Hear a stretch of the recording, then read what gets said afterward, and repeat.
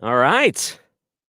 I think we are live on Facebook, on Twitter, on YouTube. Hello, hello. Welcome to the KMOX live video feed. We have 11:20 a.m. and right down the hall, actually, there's a ton of people that are just doing all of the analysis, and some of the polls are closing on the East Coast, and some of the different states, they're being called right now as those polls start to close. 8 o'clock Eastern, 7 o'clock Central here. That gives us a little time to talk tonight and do the more fun video thing.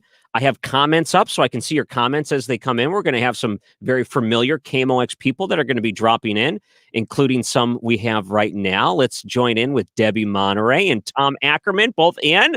So I should have checked with you first, Tom. I don't know if you're ready. How are you? I am ready. How are you doing? I'm doing good. Let's see. I'm trying to figure out the best way to arrange us. Oh, this is a good one. That looks perfect. Hi, Doesn't it? Tom. Hi, Debbie. How are you? Excellent. Look at you morning guys. What's the routine? Do you try to stay up? Do you plan for a night like this? You're just going to expect to stay up and see if there's an acceptance speech and then roll into the station in the morning? Or do you just kind of like wake up and first thing you do is you check your phone and see what went down? Yeah, I mean, Debbie, I won't speak for you, but I know that I'm kind of hoping for something we can bank on here and then we can go to bed. I'd like to not have to go till 2:33 in the morning or next week. But it's the reality of the situation. But yeah, I mean, it's the job. I mean, I've covered World Series games where I was working till 2, 3 in the morning, slept for a half an hour, got up and did the show. I mean, it's it's kind of what you do. Yeah. Yeah, for me, I know in 2016, on this night, I went to bed at about 9 and laid in bed watching the results on my iPad and was like, oh, I think was it by 10 o'clock we knew Trump won. And I thought, oh, okay. So I went to bed. But this time I don't feel like we're going to know by 10 o'clock. And we have to be there extra early because we need to be ready to go by 4 a.m. at the station. So the first thing I will do when I wake up in the morning, if I can sleep at all, is going to be to check and see if we know anything. Yeah, I agree with you. And, it's just, thinking back to 2016, I remember distinctly it was around exactly what you said, about 9:45, 10 o'clock. And I'm like, oh my gosh, Donald Trump's going to win this thing. And, it was wrapped up sooner than I thought. I remember looking at the polls early in the day and the day before and, thinking Hillary Clinton's going to be the president of the United States. And I was preparing my mind for how I would address that the next day, a woman president, how it all went down. And then it just unfolds right before our eyes. So, it's one of those nights where you think but until it's over, you don't totally know. And I think that we learned that in 2016. So it's something we'll pay very close attention to.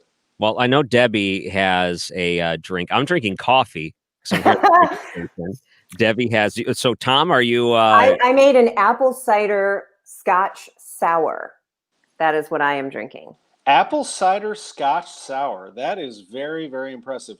Well, I mean, I got dressed up for this very occasion. Today, I've been wearing a pullover, a t-shirt, and gym shorts all day long, and a hat.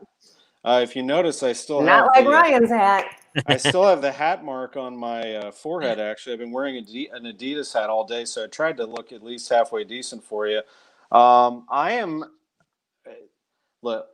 do a show called the Garage Happy Hour, and I do it on this very platform, and I would never come empty-handed. So I just poured my first drink of the night. This is a Whistle Pig Rye. I'm taking it up a notch for election night. Normally I'm a Bullet Rye guy, but Whistle Pig is a little more expensive, but it's a big night. So yeah. Isn't that another name for a groundhog? Could be. I think it is, and I'm obsessed with groundhogs. Okay. Is that your reference? Is that a reference to Pennsylvania, which is a very important state tonight? Yes, which could lead us down a whole other conversation about the Electoral College. But yes. Ryan, this is your show. But why would we do that? Why would we can talk about whiskey and apple cider? What is it again? Apple cider. An apple cider Scotch sour. Yeah, on Dave Glover earlier, they had on Brian Kilmeade, and his point was, if there was anything that's going to delay naming a president tonight, it would be Pennsylvania. So if there's a contention in Pennsylvania that there's no way you're going to be able to name anyone, it's going to be that big of a battleground state. And with the polls and all of the absentee ballots and voting, and which is going on in a lot of different states, what's your gut feeling? Do you feel like there's actually going to be a president named tonight, or do you feel like it's just there's no way? What's I the feel like there's no way, especially because earlier I was following this federal judge ruling that the postmaster has to make sure they do a sweep of all the mail-in ballots, and the postmaster saying, we can't really do that. Now they're delaying, the deadline, but there could be ballots everywhere, and who knows? Those are going to be contested clearly. I mean, I guess if it's a sweep one way or the other, if it's clearly one candidate or the other, we'll know. But I just think there's so much up in the air and so many possible ways to file a lawsuit or contest the results. I just think it's going to be, because we have to count so much on these, North Carolina, Georgia, Florida, Pennsylvania. These are the most important states that the whole nation has to wait to find out what they're going to do. I mean, I could be wrong, but I just feel like it's going to be dicey all night long. Well, I think the president of the United States basically told us that, if it comes down to that in so many words, I think that he made it pretty clear that this is something that they would look into. I think that they've made sure that they've done all of their homework and their background, and they know what is at stake, obviously, and they know what's out there, and they want to make sure that it's counted properly. So if the president were to lose tonight, even if it were to be called tonight, I think we could be in for a very interesting 48, 96, maybe even more hours than that. I do think, Ryan, that it's going to be close. I think that what Debbie said is 100% right. I think we've had so many early ballots. I think we have a lot of absentee ballots. I mean, I was just listening to KMOX this afternoon with the discussion of the elections here in St. Louis County, and all of the absentee ballots that would have to be counted and checked. It's a process. I mean, if the what are we at right now? 7:08. So the polls just closed. So they were hoping that in some places at 7 o'clock, if there's no line, then they could just shut things down and start, getting after it. But if you're in line by 7, you get to vote, right? So, Yeah. that would extend some things. I think we're in for an evening. I mean, we're talking about, gosh, what are the numbers that we're hearing? 85% turnout just right here, possibly. I Oh, mean, that is a amazing. huge number. My wait was not very long, really. It was 45 minutes from when I got in line to when I left the facility, but it's the longest I've ever waited in my polling place ever. So, I it's going to learned be a process. I don't think we're going to learn things very. I'd like to think so. I'd like to think that I can go to Like bed to knowing who wake the up in the president will morning and be. know. no, Yeah. But I think I think it's going to be a long night. I think it's possible that we'll wake up tomorrow with some questions. I learned my goal was to try to find the time where there would be a downtime. And since I don't work during the day, I thought, I got the advantage. I could actually slip in if there's ever a time where there's a lull. So I thought maybe right before a lunch break, there would be less people. Well, as it turns out, I get in line before a lunch break. And by the time I leave, the line was like half shorter than if I would have just waited for the lunch break. So maybe I'm not good at judging. It's just like at grocery stores too. I'm terrible at judging lines at grocery stores. I'm terrible at judging lines when it comes to the election day. But in and out about an hour and 10 minutes. It moved fast because you're spread out, but you're almost constantly moving because of something. Let me ask you a would you rather situation as broadcasters. So it's so taxing to cover the election over and over and over again. And every day there's something else. And there's a million other things going on, but it's like, it just takes a physical toll on you covering this election. Would you rather have it be like that, or would you rather it every day be where there's nothing going on, where you're struggling to find things to talk about? Well, I mean, I'll speak for myself and then let Debbie roll here. But I love pressure. I thrive on.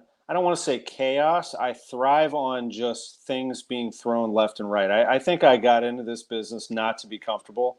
I love on the news side and on the sports side Mhm. when I don't know necessarily what I'm walking into, and that things are just coming left and right. I think that's what makes it. I think that's what makes it memorable. Actually, when I don't know if I'll ever retire from this business, but when I do at some point, the stories that I'll tell will not be about the ho-hum, just, walk through the day. It's going to be about the things that happen where we had to adjust on the fly. Yeah, I think for me too, we do the mornings when we have breaking news happening, those mornings go so quickly. Even this morning, there wasn't per se a lot going on, but there were tons of people at the polls. There were long lines. There was unfortunately incidents. We had a fatality at one of the polling places in Afton, which was very tragic, but other people passing out, and there were, weird issues happening. But just knowing that there were hundreds and hundreds of people in line at polling places all over the region, and people were calling in. And so we were just all over the place trying to get people on the air and trying to figure out what was happening. And that's really exciting. So I do like that. As far as political news, I have never in all of my years, and I first got into radio in 1987, I have never experienced 4 years like this, where the president is in every single news cycle, every second of every single day. And I think as far as covering the news, that has been exhausting. So I don't know if Trump wins re-election, maybe he backs off a little bit because he can coast for 4 years. I don't know. But as far as covering political news and the rancor of people hearing that news, that's been challenging for me. Yeah, that's an interesting point, and I think it's come at us from all angles. I think that it's actually been like 5 years because of when we first knew that he was going to run, right? So, and he absolutely used television and the media to get his name and message out there, and then Twitter. Oh boy, I mean, Twitter became the vehicle for the president. And it remains his number one vehicle, I think, other than Fox News, to get his first word out there. He likes to use Twitter. So it came at us from a lot of angles. From TV, obviously, our radio station and CBS, who does a terrific job covering the White House, but everything was Trump. I mean, throughout, and then social media, especially Twitter. So it's been a whirlwind. It has definitely kept us on our toes. It has been a daily thing. I've never in my life, and Debbie, you've been covering politics longer than I have, but never in my life have I seen anything like this. And I think you make a very, very interesting point, actually. If Donald Trump were to win this election, what would the next 4 years be like? I think it could be a little bit different from that standpoint. He doesn't have to be elected again. So, how does he handle things at that point? Is it a victory lap for 4 years, or is it a little bit dialed down? I don't know. Yeah. I know there's some pretty good amount of people watching us right now. If anyone had questions, they can always type comments. What's nice about the system is I see a little box here of all the different comments, if it's on Facebook or Twitter or YouTube, and they all show up right here. So if anyone wants to ask a question, do that because we'd be more than happy to talk about it. I know Thanksgiving's around the corner. Can I show you what Brad Young, he got me a gift for Thanksgiving. Can I show you? Yes. Is it the hat? No.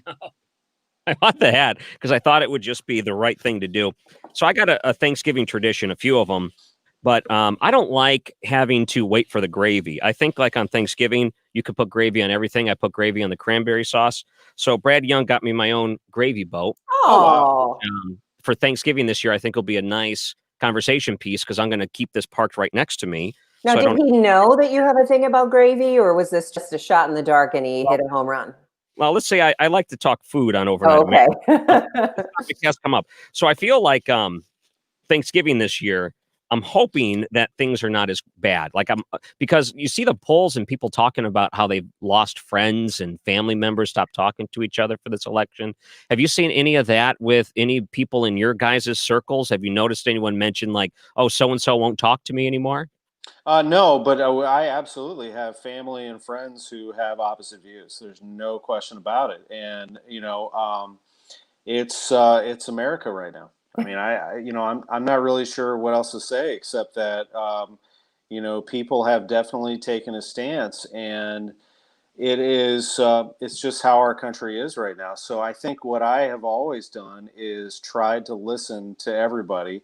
I have my own feelings, and I keep them private on the air because I deliver the news and I deliver sports to a wide audience of Cardinals fans who have many political, religious, COVID views, right? So, I want to make sure that I'm delivering information. I don't feel that it's my place as an anchor or a host to take a side, but privately, sure, those discussions take place. I've never been a person who looks down on somebody because of their political or religious views, but it is very interesting. I mean, it's interesting when you have people close to you that look at something different. I don't know that it changes my view of that person, but it definitely sparks conversation. And I like conversation. I think that it's something that we absolutely need in this country. And so I've been able to experience it firsthand. Yeah, I think a lot of us probably have family members who may have different political views, and to survive those get-togethers, you kind of just try not to go there and have conversations about it so that you can enjoy your family and not fight. Um, because no one wins that argument. I mean, everybody thinks they're going to win the other person over, and you're just not, ever. But I also think a lot of people probably have lost ancillary friends, people that you used to know or people that you worked with before, where you start seeing things that they say on Facebook and you're like, wow. I think there's a lot of that. I know that I have muted some people that I go, okay, I don't need to see this. I don't want to know this about these people. Yeah. So, there have been those things. Have I cut anyone out of my life? No. But I think that, these last 4 years, as I said, just reporting on them, reporting on political news, it has been so all consuming. And I think that President Trump has really set a different tone and atmosphere where it's not just anymore about Republican versus Democrat. For a lot of people, it's become a morality thing, a where do you stand, a how can you possibly think that? I mean, it's become so much more, I think, personal for a lot of people. And that's why you see a lot of the friendships ending, I guess.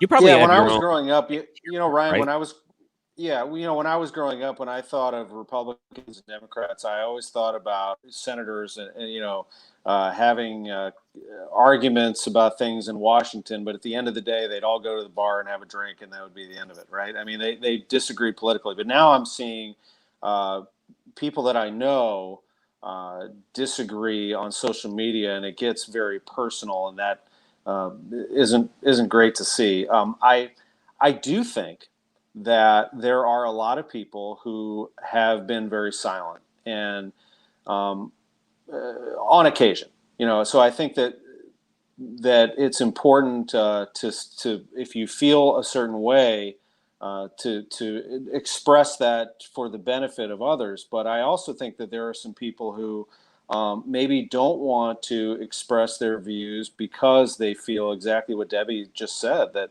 they might be embarrassed by it, or they might suffer some sort of backlash. Whether that affects this election, I don't know. There might be a lot of people who are very silent about how they felt, and they went out and they expressed themselves at the polls quietly. So how does that turn out tonight? I don't know. And that could be not only affecting the president, but we have a lot of other things that were on the table today. Yeah, I think you have probably tiers of friendship. So you have close friends and family, people that that you like being friends with. And there's probably, you get down a little bit lower, which is, I went to school with the guy, but I haven't talked to him about 10 years. And here's one person that I met at this one event. They're pretty nice. It's good to stay friends with them, but I don't know. I wouldn't reach out to them if I had, news to share or something. So once you get down to the lower tiers and you start to see those people on your social media feed say things that are pretty, over the top, that's when you're like, ugh, I could probably do without this. I don't need this in my life. And there are definitely people, and we all know them, who need to tone it down on both sides of the aisle. Like, just tone it down. Because like I said, at this point, no one's convincing anybody of anything. So you just, there are just people who have gone a little over the top. Well, I got to say, Debbie and Tom, man, this was awesome. Oh, I just knocked my headphone out. That made a very neat sound effect, though. Did you hear a sound effect? It was like a plink. Oh, you know what that is? That's when someone joins the video feed. So in the queue, we have Charlie and Amy. So Amy just signed on. That's what you're hearing, is that little them popping on. You guys, thank you for joining us tonight on this live video feed on election night. And who knows what's going to happen tonight. Hopefully you don't lose any sleep over it. But tomorrow morning, isn't it nice to know what you're already going to talk about in the morning? You don't have to worry about it. Bright and early. We'll It be is great. at 4 a.m. I know this. The coffee will be strong and it will be plentiful. Definitely. Tom Ackerman and Debbie Monterey. Thank you so much for coming on. I really appreciate it. Thank you. Appreciate it.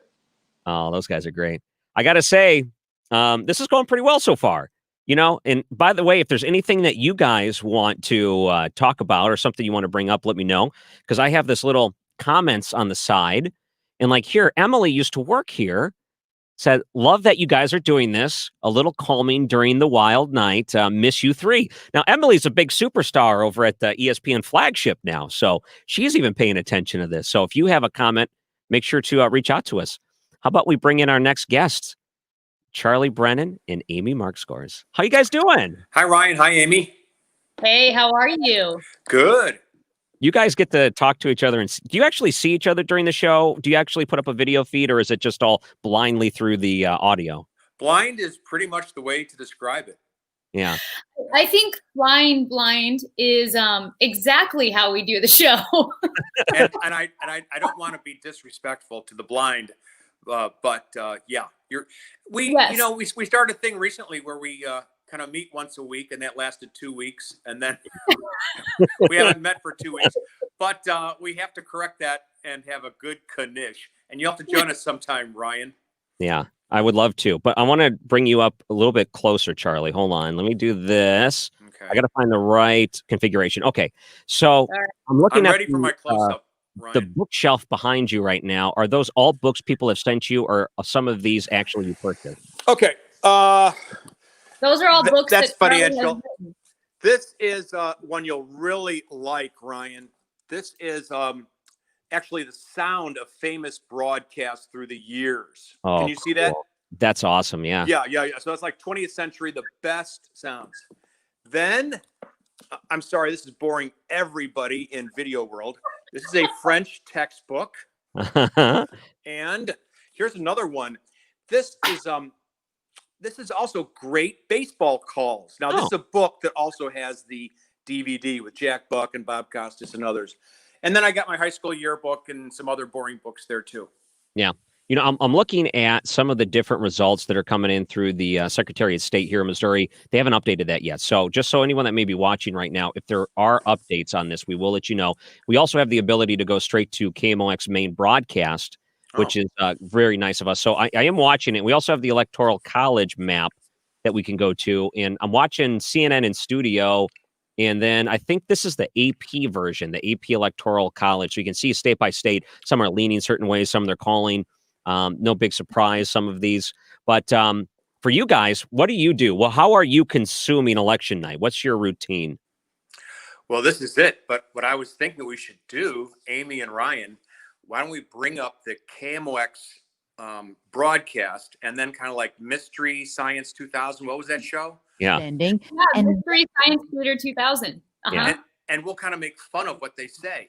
All right, let's take a listen. Tell me if you can hear it. Americans would be doing better because the economy would be growing. It sounds like they're in CBS coverage right now. Trump administration, his second term, as more of the same: light regulation, low taxes, pretty good conditions for financials. So the reality is that they've got nothing to say because they have no results. Yeah, I know. Just going over the regular stuff. That's a tough position to be in.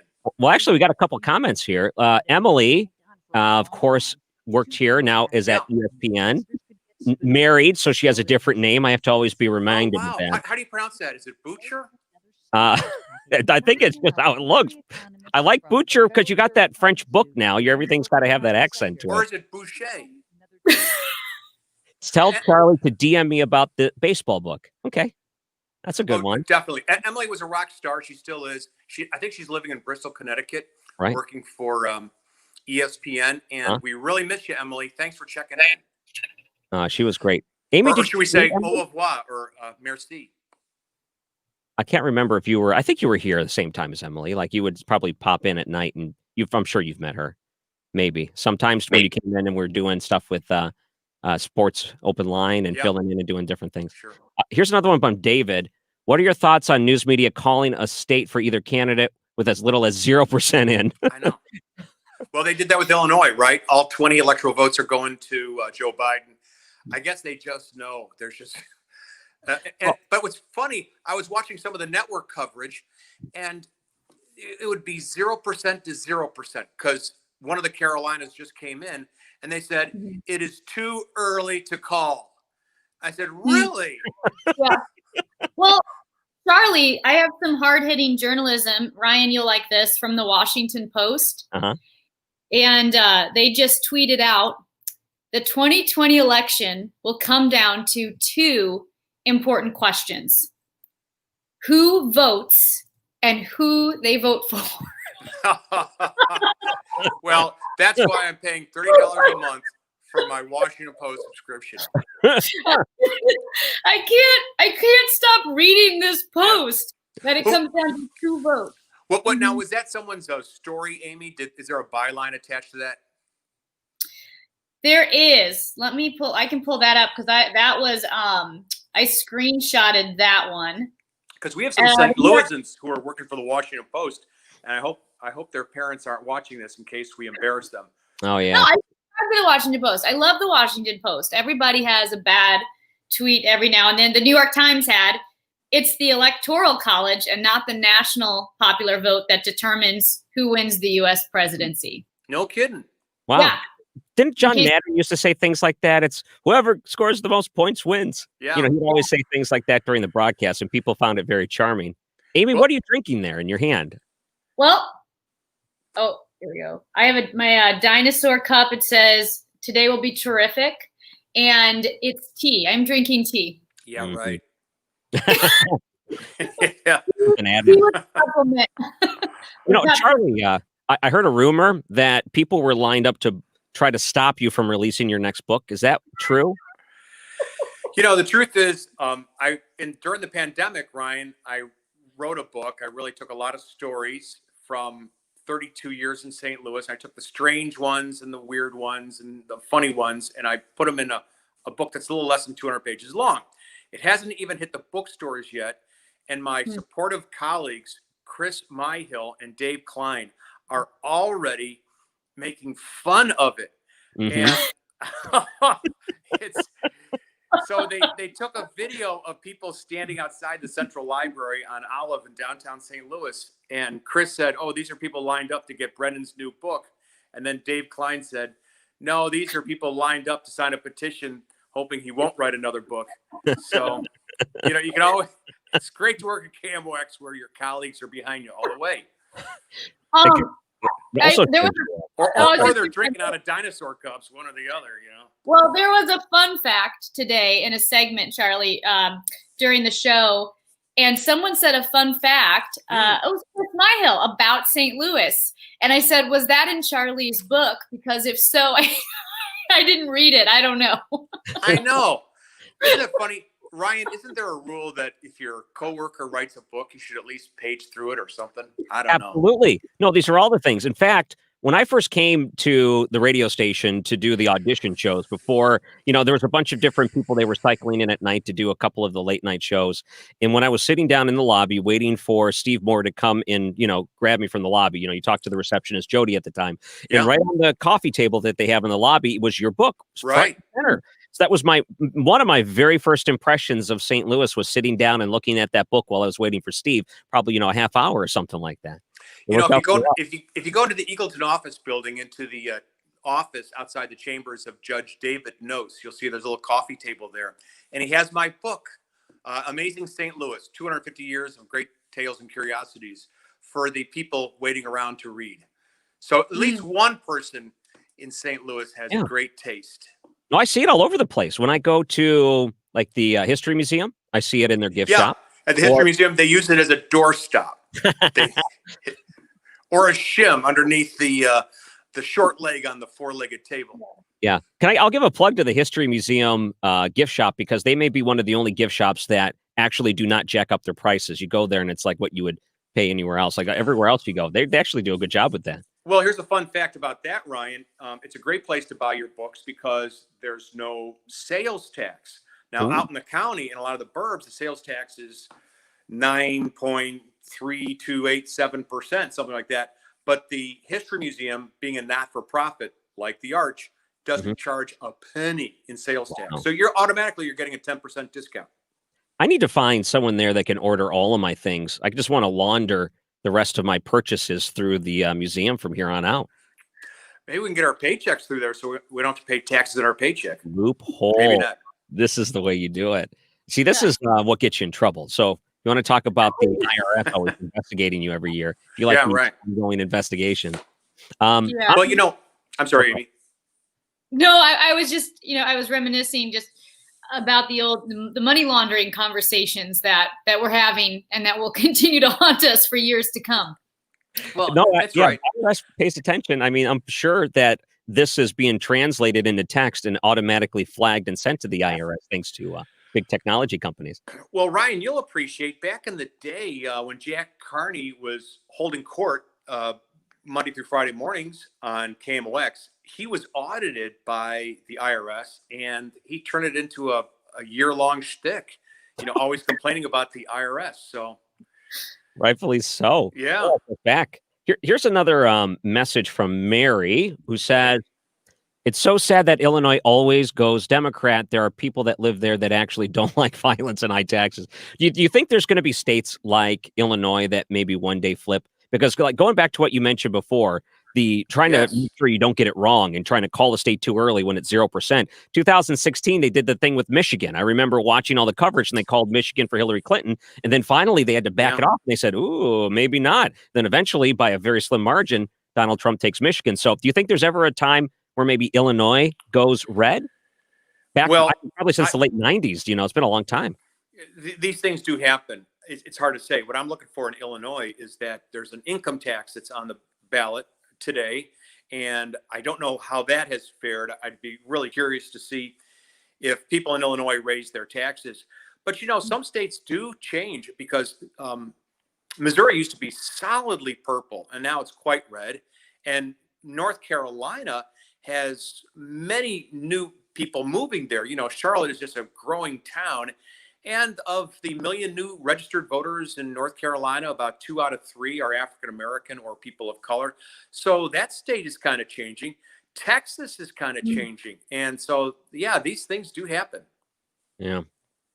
You mentioned Illinois and I was talking to friends and family about their different voting experiences today. And I really didn't have to wait at all. And honestly, if I had gone a half an hour later, there wouldn't have been a line at all. I waited about a half an hour, which was just long enough for the line to clear out. But my cousin in Kansas City was in and out in 10 minutes. And she used to live in Chicago and her friends were in and out in Chicago in 10 to 15 minutes. I think, if you are not looking at the election results, right? But you're just looking at how this process played out across the country. I love Major Garrett's phrase that it's a great American success story. I really think the voting process, it was a great triumph. Yeah. Well, you might be right. I voted in about 10 minutes today at the Glen Ridge School in 63105. I got there this morning at about 6:15. And the line, you guys, was approximately 3/8 of a mile long. But then I went back at 2:00 and there was nobody there. And it worked. Went swimmingly. And then I went by the Mid-County branch of the St. Louis County Library about 4:00, I'm guessing. Nobody there. Wow. So it all depends on when you voted. But we'll find out, Amy, if everything did go as smoothly as we hope it did. Yeah. Well, like for my experience, it seemed like the difference is everyone was spaced out, but because they were spaced out, it seemed like you were constantly moving. It took me about an hour and 10 minutes to vote, but it didn't really bother me because it was just nice to be outside.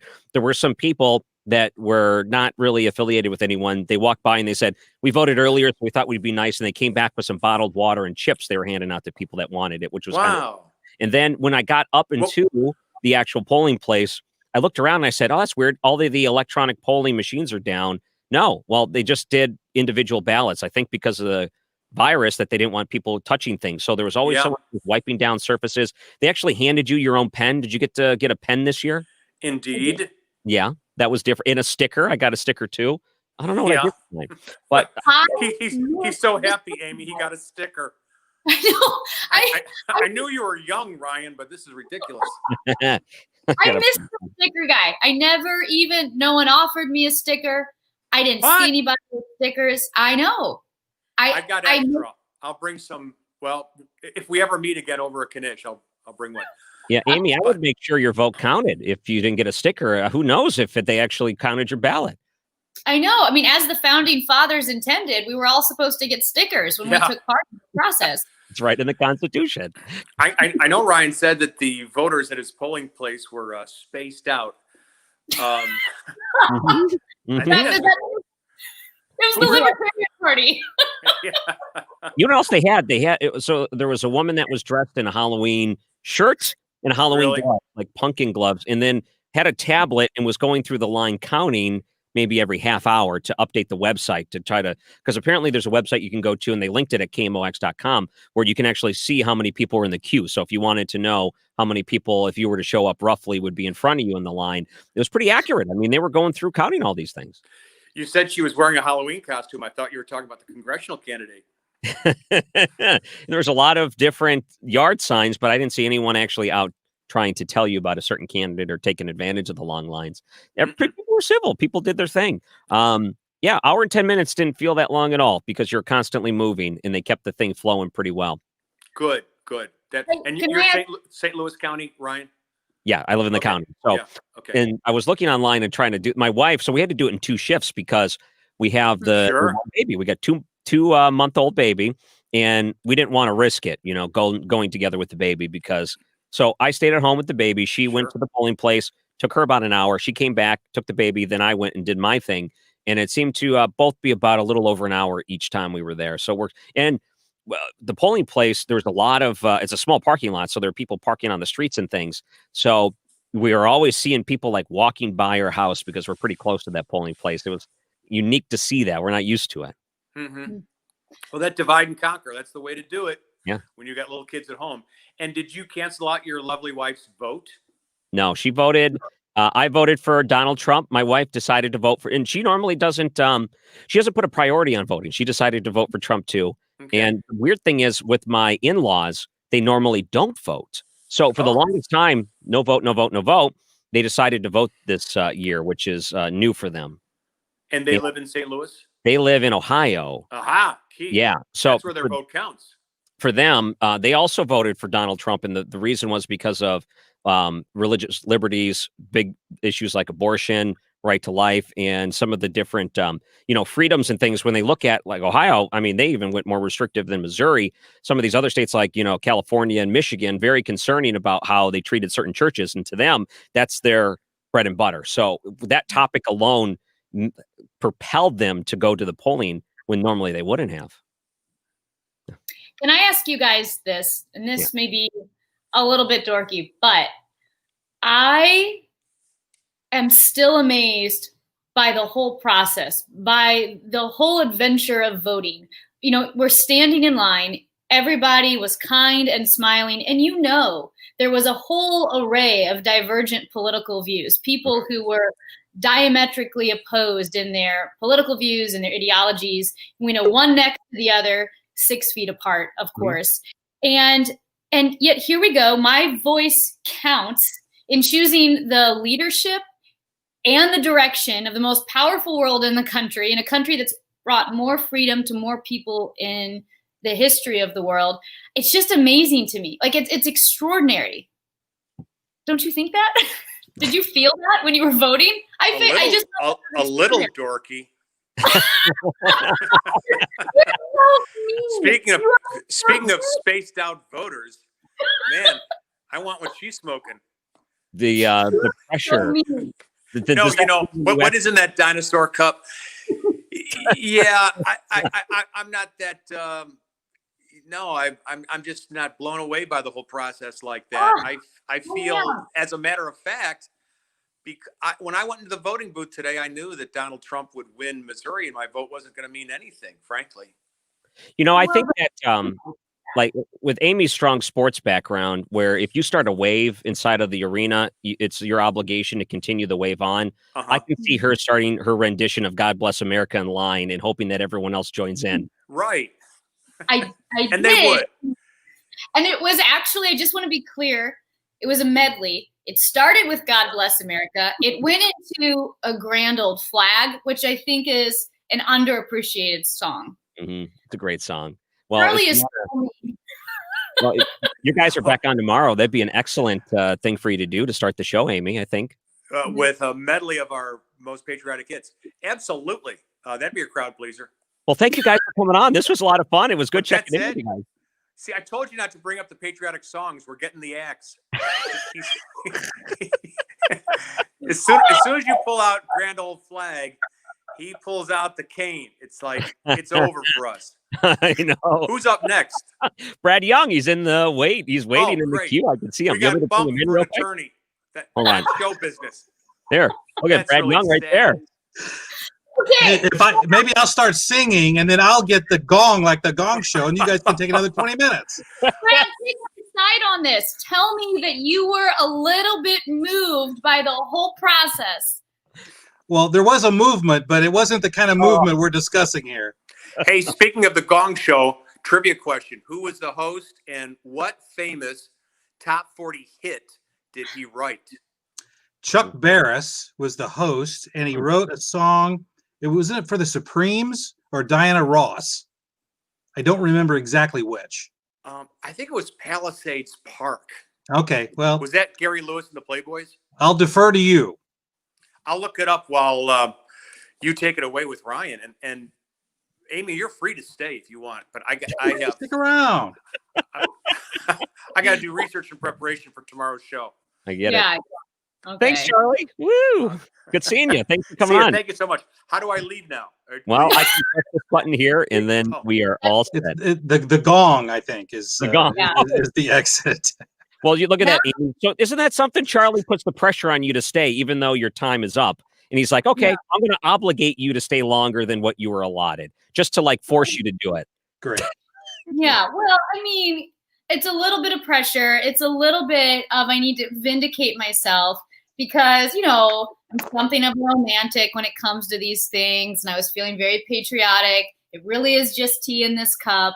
And I really don't have anything else to do right now. So Can I show you what Brad got me as a gift? Oh, no. We're not... Let me tell you a story about Thanksgiving. I think it's pretty serious. I love Thanksgiving. I think it is the best holiday because I love to eat. And for the longest time, I have this rule, which is put gravy on everything for Thanksgiving. And what I like to do is keep gravy always within arm's reach. I don't like to have to wait for the gravy. So I need my own gravy boat to do that. And Brad Young, to thank him for giving me my own gravy boat. So Thanksgiving this year, this bad boy is going to be parked right next to me. If anyone tries to grab it, I'm going to say, no, go for the family one. You're not touching my gravy boat. I spared no expense. So that's nice. I put gravy on everything. No joke. I put it on the cranberry sauce, the rolls. I even add it to my drink.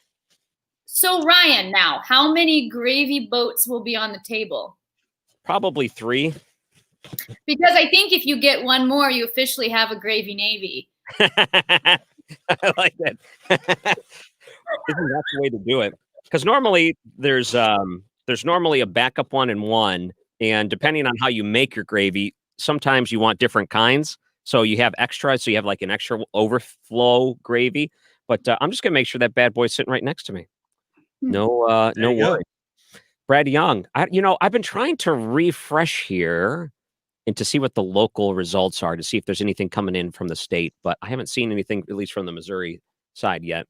You want to pop up KMOX? You want to hear what they're talking about right now? About the second congressional district, it is a tight race, and it would not surprise me to see Ann Wagner lose tonight, only because everybody's told me that she's probably Is that Mark gonna lose, Reardon but I over also on think 1120? It's a little too It early is. to call that. And you guys, I don't know if you dove into the turnout numbers and how many people participated today, and I don't know what effect that ultimately will have because we don't exactly know. Yeah, those turnout numbers are huge right now. I can't wait to see what that is. I don't know if there'll be another election Who knows? I mean, we're talking about the largest election in the last 100 years, roughly. I don't know if we'll have an election with a turnout like this in my lifetime. I mean, this is amazing. It would be nice, but wow, what a turnout. Yeah, it'll probably be downhill from here, at least in terms of the turnout, because I don't know how you replicate the turnout that we're currently seeing, upwards of, in some areas, 80%. It's never happened in my lifetime, and I don't see it happening again. Yeah. Let's take over. So AP's got this tracker at kmox.com/election. And the AP Electoral College tracker right now has it 85 electoral votes for Biden and then 61 for Trump. And they say the votes that have been counted, 17.59 million for Biden and 18.08 million for Trump. So he might actually be winning in the sense of the popular vote, but of course the Electoral College is what you're looking at. And the way the AP has it right now, Texas is a shade of blue. So I don't know. Do you see any way where Texas actually turns into a blue state? Well, from my perspective, that's why I think there was a lot of this litigation in Harris County over the last several days. That's the Houston area, because there was this drive-by voting procedure that was kind of invented. It wasn't established by the legislature, but it was invented, and people could literally vote from their cars.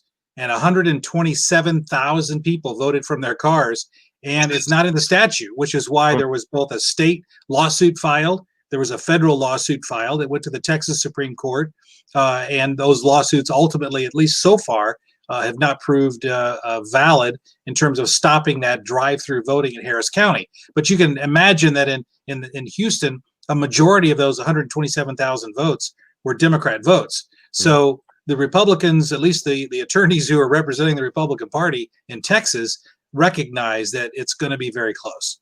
Mm-hmm. I'm looking at your screens here real quick. Amy, I'm just gonna spy into your background real quick. Let's see what we got here. So you got flowers in your is this your apartment? It is my little apartment entryway. Yes, and I have flowers and the picture frames, which are artfully stacked on the table because I don't know how to hang a picture in plaster walls. You have a landlord, then, I'm guessing. So do they allow you to do that sort of thing? I'm guessing not. How much? I guess is because I think it's in the contract that I'm not supposed to. There's some pretty amazing stickies that you can put up on the wall, like 3M's hooks that do a great job for it. That's how that guy is up. That guy right there. It's actually it's an old Italian painting. He's using those the no harm sticky whatever they're called. But yeah, that's how I was able to hang those. But these in the background are a little bit heavier. They're a lot heavier. So I don't know that those will work. I'll figure it out. Yeah. It's and Brad, let's take a look at your area. Well, it's my basement, and if I move this way, if you see like right here, let's see, I can't do it right there. There's some chairs behind me. Those are some chairs that were from a movie theater in Florissant from the 80s that got torn down, and they were giving the chairs away. So I grabbed them, rehabbed them, refurbished them, and so I've got actual movie theater seats in my basement. The only thing is I made sure to take the gum off the bottom of the seats.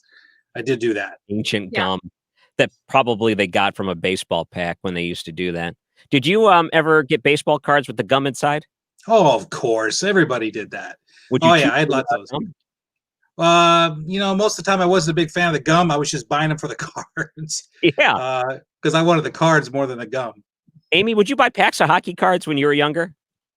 So I never bought hockey cards, no, but I had hockey magazines and the Hockey News, which was a giant newspaper publication that I think came out every 2 weeks. I mean, I was a subscriber to that when I was 13 years old, and I would go to the library and rent or get stacks of hockey books like Wayne Gretzky's biography, Mark Messier's biography, Bobby Orr, Bobby Holt, like the whole history. I'd go way back. And I'd also buy all of the magazines that had just stats from the NHL. You know, those really dense numbers heavy books that there's nothing pleasurable to read in them. It's just statistics. And I would buy those and absorb those. I was 100% into it. I was a dork about it. Yeah.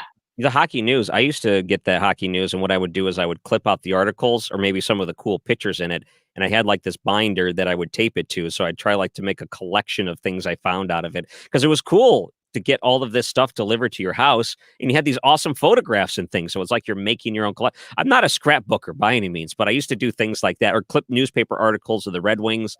There was something cool that was going on with them. Try to remember some of the games. They always seem to be fun. I used to collect hockey cards, but they didn't put a lot. It seems like after the 80s, they stopped doing the whole gum in the pack, except that when you were cheap like me and you'd buy the old cards because, you know, they were cheaper, they always came with the gum, and I'd always try to chew it. And I think I lost about 4 teeth doing that. Roughly. Yeah, because of the old gum. That's kind of gross. Now, my dad was a huge baseball fan as a kid, and he clipped out all the newspaper clippings, and he had the baseball cards, the 1964 Cardinals and that whole season. So he has a scrapbook from the 1964 Cardinals season, which is pretty extraordinary to see. Wow. You know, David messaged, most important national decision today, Colton Wong won his second Gold Glove and Tyler O'Neill his first. I think they're airing that over on ESPN television. They were airing the Gold Glove Awards. I wonder if they lined that up deliberately or if it was a vast oversight. But I think they probably assumed anyone watching the Gold Glove Awards would be watching the Gold Glove Awards come hell or high water, right? Sure. Absolutely. Maybe. Or they're just hoping that someone's looking for anything other than the election. There was at least something they can talk about. Well, Ryan, I heard you guys talking earlier about getting the voting stickers. Yeah. Well, when I voted, I actually got 2 of them. Ooh. And I promise you, I did not vote in Chicago. but they gave me 2, so it looks like I've committed voting fraud, but I assure you I have not. Yeah, they had them all over the place. So they had it when you had to show the ID, and I grabbed one. And then when I turned the ballot into the machine, they kind of suck it in and register it. There were some more stickers right there that you can grab. So I guess I could have grabbed 2. Maybe my son would have loved it if I'd have brought him a voting sticker. You know what? His teachers, he's in kindergarten, and they were talking about the election, or at least voting, how, what happens when you vote. And she said when she was a kid, they used to have children's voting booths along the adult ones, and they could vote for things like Mickey Mouse or Goofy and stuff. Brad, do you remember any of that? Did you vote with your parents? I don't think I ever went in. I do remember that. And then I remember my school had a contest. You're supposed to draw something for the election in 1976. I was very young, obviously. And Ford was, and I tried to draw a Ford car, but I'm a terrible artist. I came in last, I think, which is interesting because so did Ford. So it worked out very well. Amy, did you ever run for anything like a class representative, class president, stuff like that? Well, I was homeschooled, so I won. Right. Yep. Yeah, I won like valedictorian, class president, all by default. But that also means I was the worst student in my class. I didn't do that. But I mean, the homeschool movement has grown so much. We were on the end of the homeschool pioneers, which would have been late 80s, early 90s. The true homeschool pioneers were, in the 70s and 80s, but we were late 80s, early 90s. And we had a yearbook. We had, your geography fair and your spelling bee, and you could get involved with traditional school activities. Now it's exploded. There are sports teams. I know there are the, homeschool soccer team has soccer games at DeSmet or CBC. I think they might be playing the junior varsity teams, but still significant considering, they're pulling from a much smaller pool. They've got good football teams, baseball teams, and they didn't have that when I was growing up. Although it didn't matter because I played ice hockey and no high schools had women's ice hockey. So we all had to play select hockey anyway. So I was playing with everyone else. That's cool. Wow. I keep trying to refresh the local election results. I don't think they posted anything yet. So I keep looking at the Missouri the Secretary of State website to try to find that. And then I look at the local election board, and I haven't seen anything posted yet. No results available yet. So, well, the one thing that I've seen posted, Ryan, is that according to the Babylon Bee, this just in, liquor stores win the 2020 election. you see? Oh my gosh. I love the Babylon Bee. You guys would both love this, but did you see? Okay. Babylon Bee announced that a Calvinist health insurance company declared all conditions pre-existing. Everything's pre-existing. Yeah. For anyone who understands Calvinism versus Arminianism, that's really funny. Yeah. It's a little deep in the weeds, but if you get it, it's brilliant. They also have Calvinist ice cream shop only offers one predetermined choice. Exactly. You notice there was that one guy, I think I saw one of the articles was, I forgot his name, but I think he's over in the UK. He voted, he put a bet down on Donald Trump, $5 million bet that Donald Trump was going to win this election. That's a lot of money. And his wife said, "What?" Yeah. It reminded me of that one local story about the one guy that missed a tackle, or there was something where he could have won $1 million on a sport bet, and it got reversed on the last second, and how devastating that was. But what would the payoff be? Because if Donald Trump is still looked at as the underdog, then that's going to be a huge payoff. I mean, is it 10-1 odds, something along those lines, 11-1 in some places? Yeah, I was thinking it was a little higher than 10-1. Wow. Do you guys know who voted? Who was betting? I know a lot of people who voted. Do you know anyone who was betting on this election? Because I kept seeing these like Vegas lines. I'm not a betting guy, and if I was a betting guy, I probably would vote for Trump if just for the sake that the odds were so much in your favor, it'd be worth a flyer to do it. I don't know if I'd bet $5 million. How much disposable income do you have? You drop $5 million on a foreign election. I mean, this guy's overseas even. And then if you're making that bet, you're trusting that that website doesn't just go belly up not to pay you, because who knows? They're probably in the Grand Cayman Island. You're not going to be able to collect from them anyway. You know, speaking of foreign elections, I received a text this morning from my friend who lives in Switzerland. And he said, be safe. What do you say? Peace to America today and the days to come. It may be your election, but the whole world is watching. And another friend who is in Israel sent the front page headlines from newspapers over in Tel Aviv. And Trump and Biden are on the front page of newspapers in Switzerland and Israel around the world. And I think that's, again, the super dork in me. Charlie was giving me so much crap for being such a dork and being a romantic about the elections, but I don't know. It makes you stop and think and appreciate where you live. Well, yeah, I indirectly, I've got a friend in Germany that sent me a message today. Exact same thing. We're watching this. We want to see how this works, and this is a model for the world, which is essentially what he told me in his email. So yeah, this is a global event. Well, I normally look at websites that hate Donald Trump, so the things they were saying were not as poetic, and they were basically saying, you better get him out or we're going to burn this place down. So I'm hoping that's not the case. I like your friends a lot better than the random people on the internet. Yeah, random people on the internet, usually not great. Not great. The internet trolls, yeah, you want to avoid them. Never read the comments. That's 2020. Never read the comments. Well, Amy and Brad, I gotta say, it was fun. And Amy, look, you're doing double duty. You're going to be back tomorrow doing your show with Charlie, and I'm looking forward to hearing your melody. Whatever songs you decide to pick, I'm sure will be perfect. Yeah, I kind of go like deep tracks when it comes to patriotism. So Grand Old Flag is actually one of the better known ones. So you do like America the Beautiful, but only the fourth verse, not the more known ones. Everybody says they're a huge Francis Scott Key fan, but name one other song, right?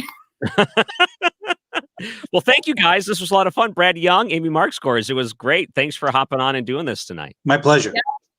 Oh, this was really good. You guys are great. All right. Well, let's bring this up real quick.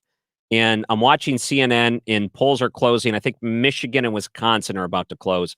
And I keep refreshing the election results. the Secretary of State here in Missouri have only one precinct reporting, at least on their one there. I don't think the city or county. A couple of other websites. If you go to KMOX.com, you can see some of the ones trickling into the AP. Let's bring on. Oh, this will be fun. Let's bring on Mark Reardon and Jane Duker. How's it going? Hey guys. Hey, Hi, how are guys. you? What's You know, up, we got Jane? Mark. We dipped into you. We were listening to some KMOX coverage for a moment, right when you were doing a hit over there.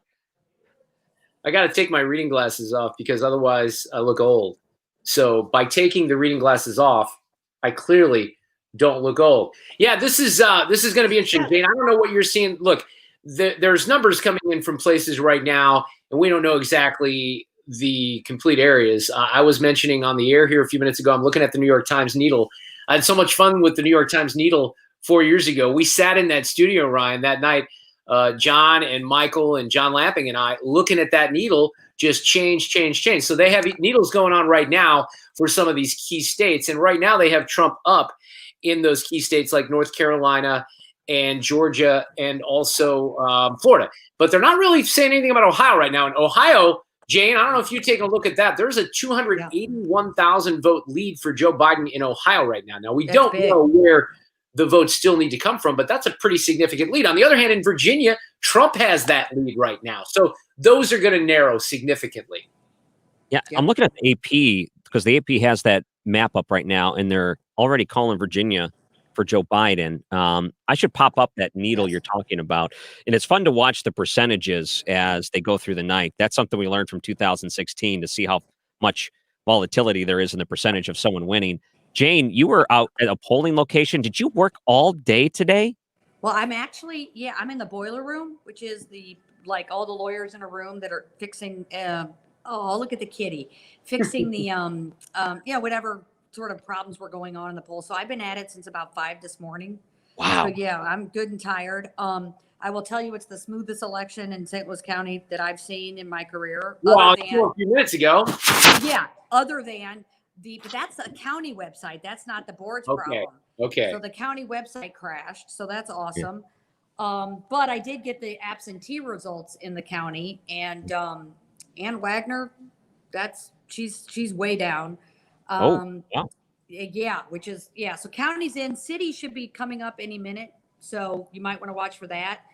But yeah, so that's very interesting. And though, Jane, on that, I think we've been talking about this. We know that Ann and that seat is certainly one to watch. On the absentee voting, could some of that be? We've seen a similar pattern where the people who voted ahead of time voted D. People who waited till today voted R. So there might be a little bit. I think. Yeah. Well, and watching the election board and watching the returns today, there were some in South County.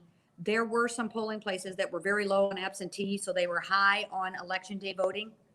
So mainly in South County. So they were really the only area that had a significant decrease in absentee voting. So I don't know, that percentage may not change much. And if that's true, then we're going to have a change in party on that congressional seat.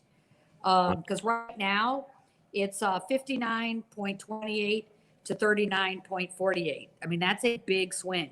So that could be difficult to overcome, but we'll see. And that's let's see how much reporting. That's 32% reporting. That's a third.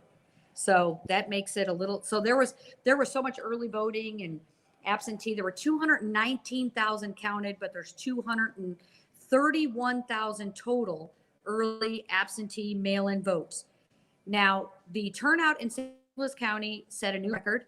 It was 78%. It could actually hit 80%, which St. Louis County has not done in modern history. So that would be that's very interesting. And so we've got like election day voting, probably 330,000.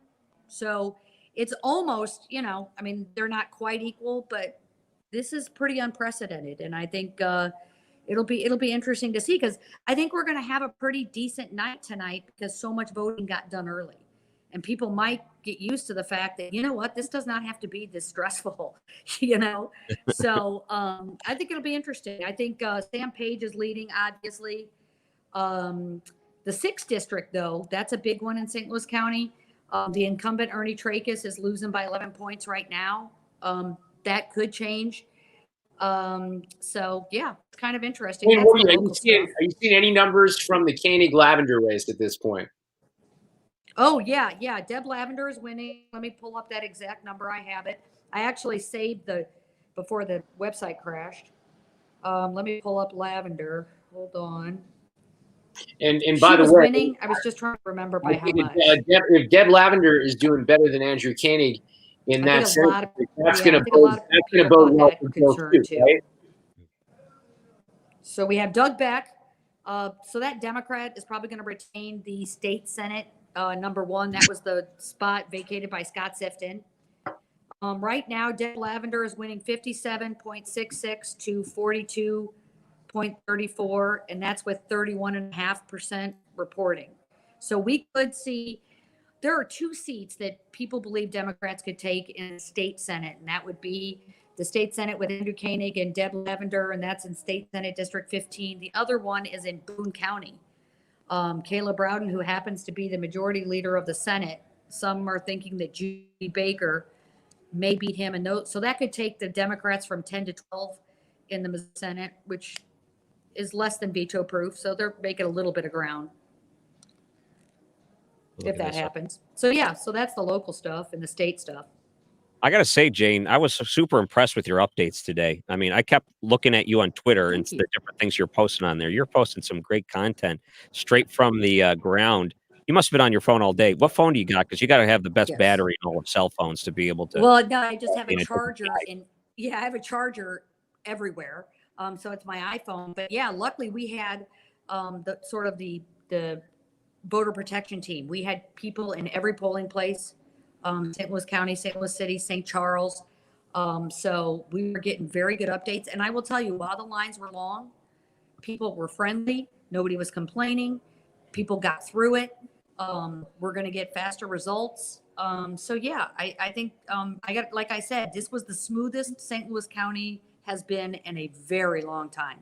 Mm-hmm. Just the appearance, by the way, the 6 feet trying to keep everyone socially distant, that actually helped because you were constantly moving because you had so much space between people and it made it feel like you're going through the line faster. That's something they should keep. Yeah. I got my sticker. But people were friendly. Everyone got their stickers. People are doing well. Multiple stickers. I think by tonight, what are your levels of confidence that we'll know states like Pennsylvania tonight, or do you think that it's almost a guarantee we're going to have to find out I think later? it's going to be hard. I think it depends on the technology in each state. In Missouri, you know, we've got the big jurisdictions have good technology, so we'll get returns faster. But man, I'm thinking we may not know some big states tonight. Yeah. Yeah, I have a hard time believing, you know, especially with the gaps that we're seeing right now in Ohio and in Pennsylvania, that those are going to tighten significantly. So when things get tight, again, right now, North Carolina, if you look at the raw numbers, the president is behind.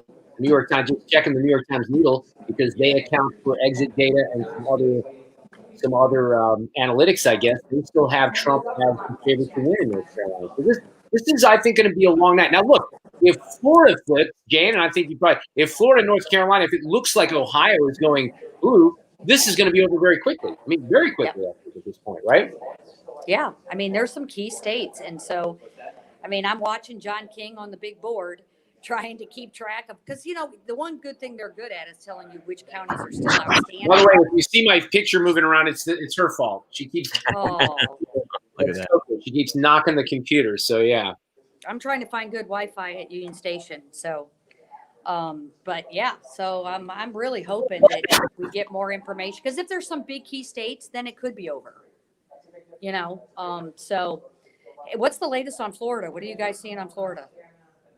well, the latest on Florida is that the president is, I think he's doing okay in Florida right now. I can check the aforementioned needle for you because please check the aforementioned needle for me. They still had him basically maybe winning. But what happens with the needle? Here's what happens. It goes back and forth. So they've had in Florida, for example, Trump is up 3.1 according to their estimate, right? 92% in.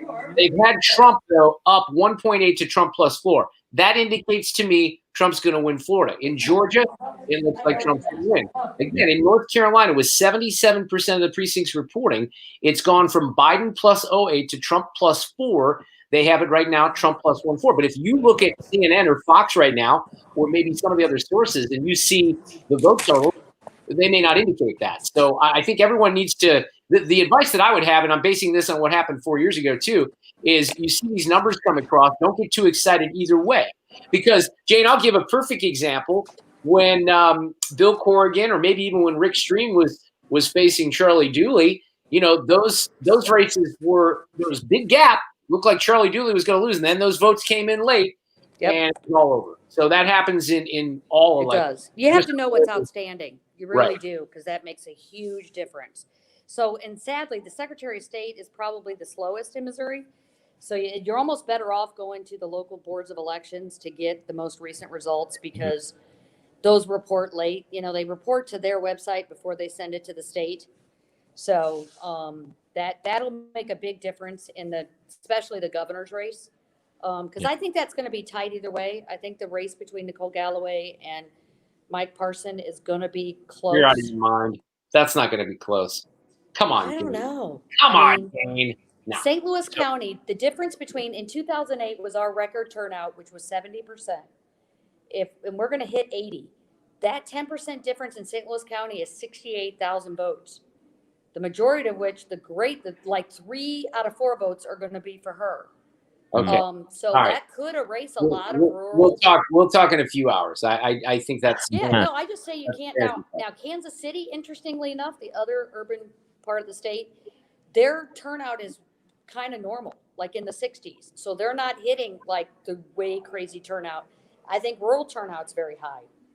So, you know, it's all numbers, but I think it could be. I could see a scenario where it would be close, but I think most people think that the statewides are probably safe.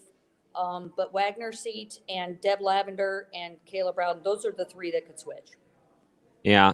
I'm looking at this. I don't know if these were the numbers you were looking at before, but over on the St. Louis City Board of Elections, they finally put up the absentee only numbers. Have you seen those? Is that what you're reading from? No, I mean, I would like to hear what's Prop D doing in the Let's city? take a look. I kind of have to scroll down here. I don't really see any surprises so far. Like there will be. Let's see. Prop D, 74% yes, 25% no. Oh, that's unfortunate. And that's 100% reporting, at least for the absentee ballots. Yeah, that's the goofy measure where they're kind of doing this ranked voting where you get to vote for as many people as you want, and then the top 2 run off.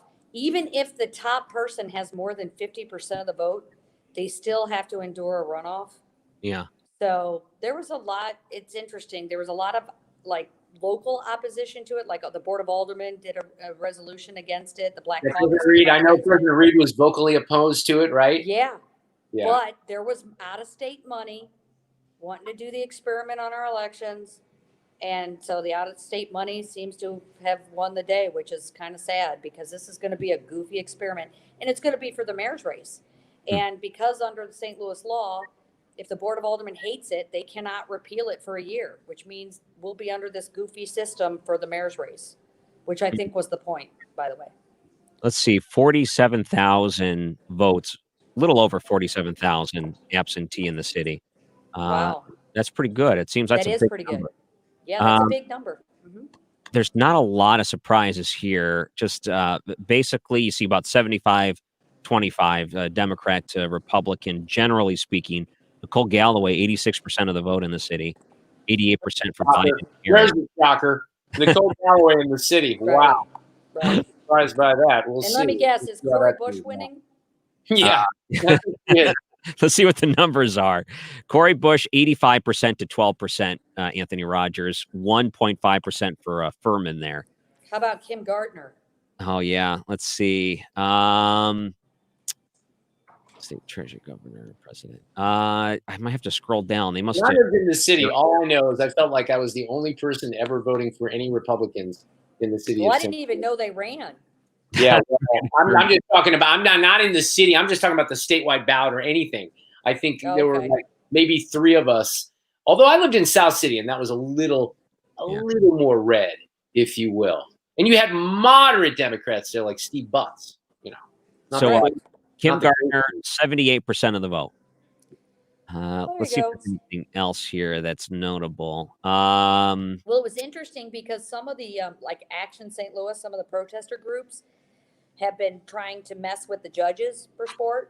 But I see that the judges are doing pretty well. So I don't think the campaign against them is actually working. So that's good to know because there are a couple people who get angry at a ruling and then they tear out on a judge. So it's good to see that that wasn't really working. Yeah, I'm looking at some of the other ones, but basically exactly what you'd expect. Let me do a refresh here and see if they're going to put anything else up. But yeah, those are just the absentee unofficial, so they haven't really put anything from the polls yet. Yeah. And absentees are big this time, which is good. So it's, it's a good sampling. I mean, it'll be a third probably of the vote total. So Well, that's a pretty good chunk. here's a comment from John. It said, "Mark, I thought you were fire pitting tonight." Oh, I am. There, believe me, it has not been lit yet, but the backyard, I've actually put the wood in there. Thank you for asking. And I am ready to fire pit as we go through this evening. There's no doubt about it. Let me just point something out real quick. Let me pause this because I'm looking at some Florida numbers. And Jane, you've been talking about this record turnout, right? So right now, with a fair amount of the vote counted, it looks like 93% of the vote, 5.5 million for Trump, 5.2 million for Biden. So Trump's going to win Florida. But listen to the vote totals from 4 years ago. 4.6 for Trump, 4.5 for Hillary. You're talking about, if I'm doing the math right here, 2 million, not quite, but almost. I mean, yeah, almost 2 million more votes. And by the way, Florida was way up the last time around too, compared to Obama and Romney. So you're talking about 2 million, maybe not 1.7 million more voting in the state of Florida, shattering that record. That's kind of amazing. Yeah, it is. That is really So the state just updated some of their election results. It looks like 36 precincts, so a lot of precincts to go. They're kind of slow to put those in there, but well. It's clear St. Louis isn't in there. yeah, You Mike can tell by the numbers. is up 70% to 27%, so it's still super early on those. I'm just curious how some of these would go. What's interesting too is you see, at least in the county results, I haven't checked out the city, but there's a lot of drop off. There's a lot of undervoting, which is an interesting concept. So a lot of people who vote for president, but really just don't vote for anything else and don't care. So there was in the absentees in the county, I wanted to say there was like 20,000 undervotes, which means people, after they finished with the federal stuff, they just dropped off and didn't vote for anything else. Hey, Jane, listen to this. This is interesting. This is early, okay? But where the voting has been counted, the New York Times has tabulated some percentage changes from 2016 to 2020, right? Okay. So and some of this matches up what we've heard in the lead up to the election. Age 65 plus, we've heard that voters are peeling away from Donald Trump because of COVID, because of his behavior. So plus 2D. So 2 percentage points more in these, and this is early, but just bear with me here, than 4 years ago. White, fewer college grads, point plus 5. So the white educated, the majority age 55 or 65 plus, all leaning D. But listen to this. In the urban areas, he's picked up more support. Majority black, he's picked up 2.5. Hispanic, Cuban neighborhoods, plus 12, plus 14. Now, again, that's early, but some of the things we've heard about an increased participation or him surging with Latino voters and Hispanic voters and also with African-American voters, that seems to be bearing itself out, but it's countered by the older white voters that are going to the Democrats.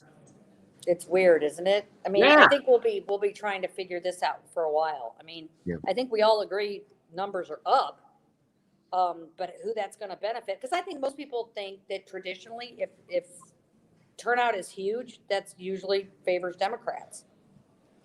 It'll be interesting to see if that's the case. So they already called Missouri for Trump, just so you know. Well, yeah, again. Not shocking, but Wow. I thought I'd announce that. Breaking news there, huh? Yeah, breaking news for no one. Yeah. So, yes, this will I think interesting. like if you watch CNN right now, they're looking at Michigan as a red state. Same with Wisconsin. Maybe that's just early, but still very early on those two. But those are the ones that just ended.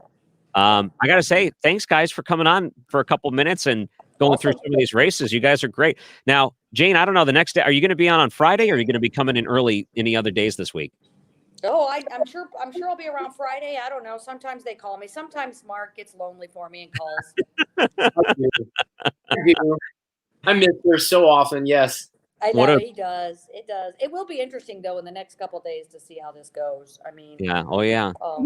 Here's what I think is going to be interesting, and I think it's going to be more interesting if Trump wins, only because there's going to be heads that explode, and they're going to wonder why it happened. But there's going to be a lot of discussion moving forward. What I would hope, Jane, and I think you would agree with this, and this is what worries me, is that there are going to be people who are not going to accept. There's a cattail, by the way. Accept the results. And if this is close, and if Pennsylvania is close, the president is going to contest this. If he wins Florida and North Carolina and Ohio, which Ohio's looking a little questionable right now, and Pennsylvania is close, he will contest. Don't you think? Yes. I think he's going to no matter what. I think they're going to have to drag him out if he loses. It's hard to say. But I also think that I hope that no matter what happens, that we don't have violence and that people people are concerned about that. And, you know what they're mainly concerned about? It's all those Trump voters that their pattern has been to break windows and steal and loot. So I'd be very concerned about that. Absolutely. I can see why they're worried. What did I see on Twitter? It was essentially all of the Republican business owners are worried people are going to smash their own windows. Yeah, right.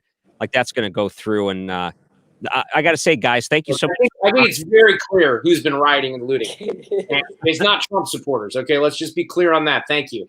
Well, Mark Reardon, you'll be in tomorrow. It'll be a fun show. I can't wait to see this. And it'll be a fun show, Ryan. You don't know that. It could suck. Steve, and he's very interested in the cattail that makes an appearance every once in a while. That's right. Well, be good, guys. Jane, I'll try to keep the Twitter feed going for you. I'm going to the fire pit. You got it. Bye. Oh, you guys are great. Wow. So you got at least some of the numbers are starting to come in, and we're starting to see some of them. I've been mainly watching CNN tonight. They are counting down Iowa and Nevada, 37 minutes until that goes. I should probably flip over and see what Fox is doing to cover it, but we also have KMOX coverage we can bring up too. And let's go to the KMOX newsroom with Carol Daniel, and Bo Matthews also joining us too. What's going on? Neither one of us are in the newsroom. Well, I guess KMOX newsroom, it's more an identifier of where you work out of. Oh, okay. Bo, I love this studio. Oh, thank you. Thank you. How are you? That is awesome. I'm good. Is that a camouflage guitar? It is. Yeah, it is. Absolutely. That's a Blake Shelton guitar right there. Oh, nice. And you got the Rodecaster Pro. That's the high-end little board. That's awesome. Oh, okay, if we're bragging about spaces, hold on. We're bragging about spaces. Oh, you got to pull it out. There it is. That is it. Oh, that's awesome. The crystal microphone. I'll have to say I'm a little bit out of the loop, so apologize ahead of time. But did you guys get to do the St. Louis Hall of Fame this year? Because you were one of the inductees. The radio, yeah, Carol. I'm sorry, you and Johnny Rabbit were inducted this year, right? It was last year. Last year. Yeah. Last year. I thought it was announced. Yeah. It was this year's inductee. I got to look around for that award. It's here somewhere in my office. I don't know where it is. It's one of the many. Come on. Yes. Well, I always say, Bo, that if you stay in the business long enough, and I used to say this before President Trump made his comment, but listen, stay in the business long enough, you don't shoot anybody, you'll start getting awards. That's what I said before President Trump said he could stand on Fifth Avenue and shoot someone and not lose any support. I think I remember hearing him say that, but yeah. So, but anyway, we did have that. We did have that event, and it was well attended, and before COVID. Man, time goes by so fast. I don't even remember what it was like to come into the radio station every day. It seems like mostly doing the show from home. How are you guys consuming the election tonight? What are you guys watching? Well, I've been watching this Facebook Live actually that you guys are doing, but for the results, I've been watching Fox and MSNBC and CNN. I'm bouncing around to all of them just to see, but it moves so quickly that it's hard to really keep track of. It's like, okay, what happened there? What happened there? Did I just see the Democrats are holding the House? Did I see that? I think that might be true. Let me pull that up. I've been trying to get some of the local results, and part of the problem is I think Jane Duker mentioned the website went down for a while in the county, at least. Yeah. The local election results were a little bit. I've got a question. You guys may know more better about this than I do, but when I put my ballot today in the machine, right, it like sucks it in. Mhm. Does it count it then, or is it going to be counted by hand? Do you know? I think it counts it right there because even on the screen, when you suck it in, it shows all the different stats that were updated on the bottom. So this is ballot number whatever, and it shows what your ballot number was and things. So I think it like adds it right away. I don't think anyone takes it to the machine, right? Let's be clear, Bo. Did you use a touch screen to vote? Or are you saying that you took your physical ballot and put it in? What did you do? No, it was a paper ballot, and went over a little booth with the partition up and filled out what I wanted to fill out. And when I put it in the machine, it just sucks it in. And I didn't know if that was connected to, the counters of the world that do that. I didn't know if it happened right then, or is it happened to be, physically seen by a human to count that? It's been so long for me because I have been using a touch screen for so long, and the touch screen counts right away. You know that, but I don't know about your old fashioned. Are you there with the chisel, filling out your ballot? Carol. The Blue Owl is not far from where I live, so I'm near civilization. Well, I apologize. We have a Blue Owl thing going on. Yes, we do. And by the way, does your studio, Carol, have a refrigerator full of Blue Owl treats like mine does? I don't even have a studio, Bo. I'm here in my office. I have an office, but I don't have a studio. So you're ahead of me.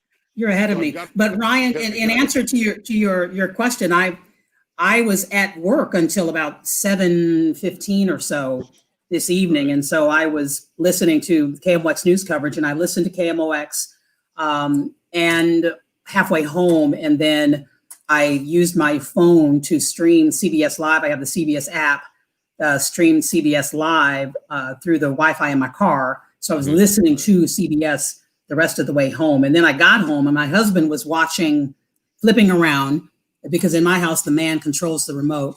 And so I was, and the thermostat. Of course, and that's so a he was watching Judge Judy or something, and flipping back and forth between CNN, CBS, and some Judge Judy show. Mm-hmm. So that's how we're consuming. Is it Judge Janine from Fox? It is definitely not Judge Janine. Okay. I should probably tell you how my son was handling this, because my wife texted me because they are not watching election results. And she said, my son, who's 6, just turned 6, was watching the VeggieTales version of It's a Wonderful Life, and it made him cry. Oh, no. VeggieTales. I know, but that's probably better for him. He is aware that there's an election. He's aware that people are voting. I don't think he really understands anything outside of that yet, but it's probably for the best. How old is he? 6 years old, but he loves talking about the government. But he's aware only because you're wearing a big goofy hat. How about that? Uncle Sam hat. How about that? Why is Dad wearing that hat? He's probably going to be the one. I mean, when it's over, I don't know what else I'll use this for. I bought it specifically for this one purpose. Halloween. Yeah. Well, I ordered it and it came in Sunday, so I missed it for Halloween. But really, it was just I wanted to get an Uncle Sam hat just for the video stream. And they try to encourage you to buy the whole Apollo Creed robe and boxing gloves with it. Oh my God! And that you purchase everything, and I didn't go all the way in. I thought the hat would be enough. Is it people who bought this also purchased this? Is that how they right? Try to get you? So on Amazon, they have the recommendations that are right on the bottom, and this is how they want you to. Okay, here you can also buy this, or here's what goes with it, or combine it with these things, and this is how much it would cost. They're very sneaky at trying to find ways to get you to spend more money on their website. No doubt about that. The one thing I'll tell you that. I'm sorry, Bo. I'm sorry. No, I was going to say the one thing I didn't hear is every presidential race. At Halloween time, it's always the most masks wins the election. Did Sure. anybody hear any of those stats? I didn't. I just heard that COVID was one of the top costumes. Okay. Well, that makes sense. KSDK did the Johnny Brocks where they talked to them, and it was funny because they had to put a disclaimer at the start of the article, and they did a video on it, and the disclaimer was he was hesitant to give the results because things are just so terribly, just so the atmosphere of it all, and he didn't want anyone to feel like he was gonna get people protesting it. He just knew that the whole idea of trying to talk about who bought more masks could be controversial in itself. So he was hesitant, but he came on and said, ever since 1984, they've always predicted who the next president was going to be based on the masks that were sold. Now, Johnny Brock, 66% of the masks were Donald Trump. Wow. So if it's that precedent, then Trump would win again. I can only hope that we are leaning in a more intelligent manner in how we determine who won. But well, if that's the case, go ahead with your story. Polling. Yeah, no, real quick. God, it's all right. I'm sorry. I checked with my dad. My dad's in New Jersey, right? And he had been talking to friends and everybody, and he did the mail-in ballot a couple of weeks ago. And everybody he talked to yesterday and today was like, "Oh, you get a confirmation letter that hey, we received your ballot," and he didn't receive that confirmation letter. So he went to a polling place, I guess his normal polling place, and voted again, and it was accepted. There was a few people that did that. So does one cancel out the other? I mean, do they keep track of that? And who did that, Bo? That was my dad. It was my dad. Your dad did a mail-in ballot. Yep. He got an email to say that the mail-in ballot was received. No. He never received a confirmation. Okay. But all of his friends were saying, "Hey, yeah, we got an email or a letter. I don't know what it was, but everybody was getting confirmation that their mail-in ballot was, confirmed by this communication." But he never received it. So he goes to the polling place and they let him vote. So I don't know if that cancels one out or the other, or is double votes. I think that what has occurred there, that his mail-in ballot was not received. Maybe so. Or it was received and it just maybe he'll find out a week from now and the confirmation comes through because it's so backlogged. That's a good question. How that's what sort of I have a friend in Germany. Her daughter is, and I call her friend too, but she's a United States citizen. She's from Illinois, works in Germany, voted absentee. She's registered in Virginia and mailed in her ballot from Germany and got an email from the state of Virginia. So if you can mail in a ballot from Germany and it be received and your email be received, that's a problem but we know that the slowdown of the Postal Service that has had a role. Man, I haven't even had. It's so funny because it's weird that right now all the election results are getting tabulated, and I feel it's kind of like a relief. It's almost like the pressure is starting to, slowly equal out because we've led up to this moment, and it's kind of hands off. There's nothing else you can do at this point other than to sit back and relax. But do you think that maybe the stress levels that people are feeling right now will start to be relieved, or do you feel like it's going to be just pretty much now up until January? It's going to be high stress levels. I think high stress level. I actually have several people on Facebook. I was asking, what are they doing tonight? And several people said they have taken the entire week off. Oh my goodness! Wow. Because they're stressed. And I think it depends on this week. I mean, if the vote is close certainly in Pennsylvania, and the president, he has said that his lawyers are ready, that will drag out, I think, the stress. Because there will still be a battle going on. And I think that will elongate the tension that some Americans feel about it, because there won't be a definitive result because of that. So that's my thought about it. Yeah. Let's see. It's 8:34.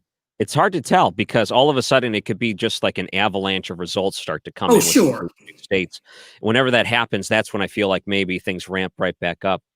In Michigan, 19% in.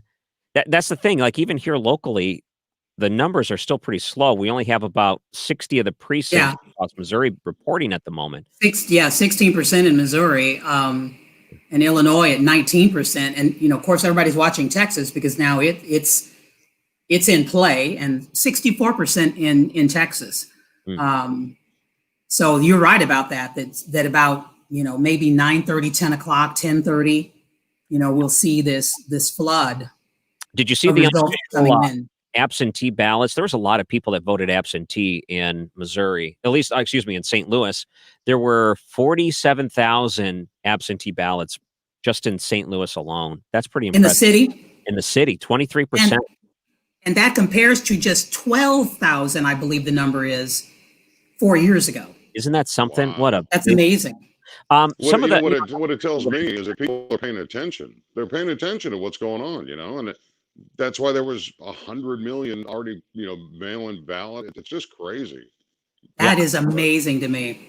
To hear the St. Louis County, one of the election directors say that they and I'm going to say something that's potentially controversial, that St. Louis County may have an 85% voter turnout if the pace kept up throughout the day that they saw this morning.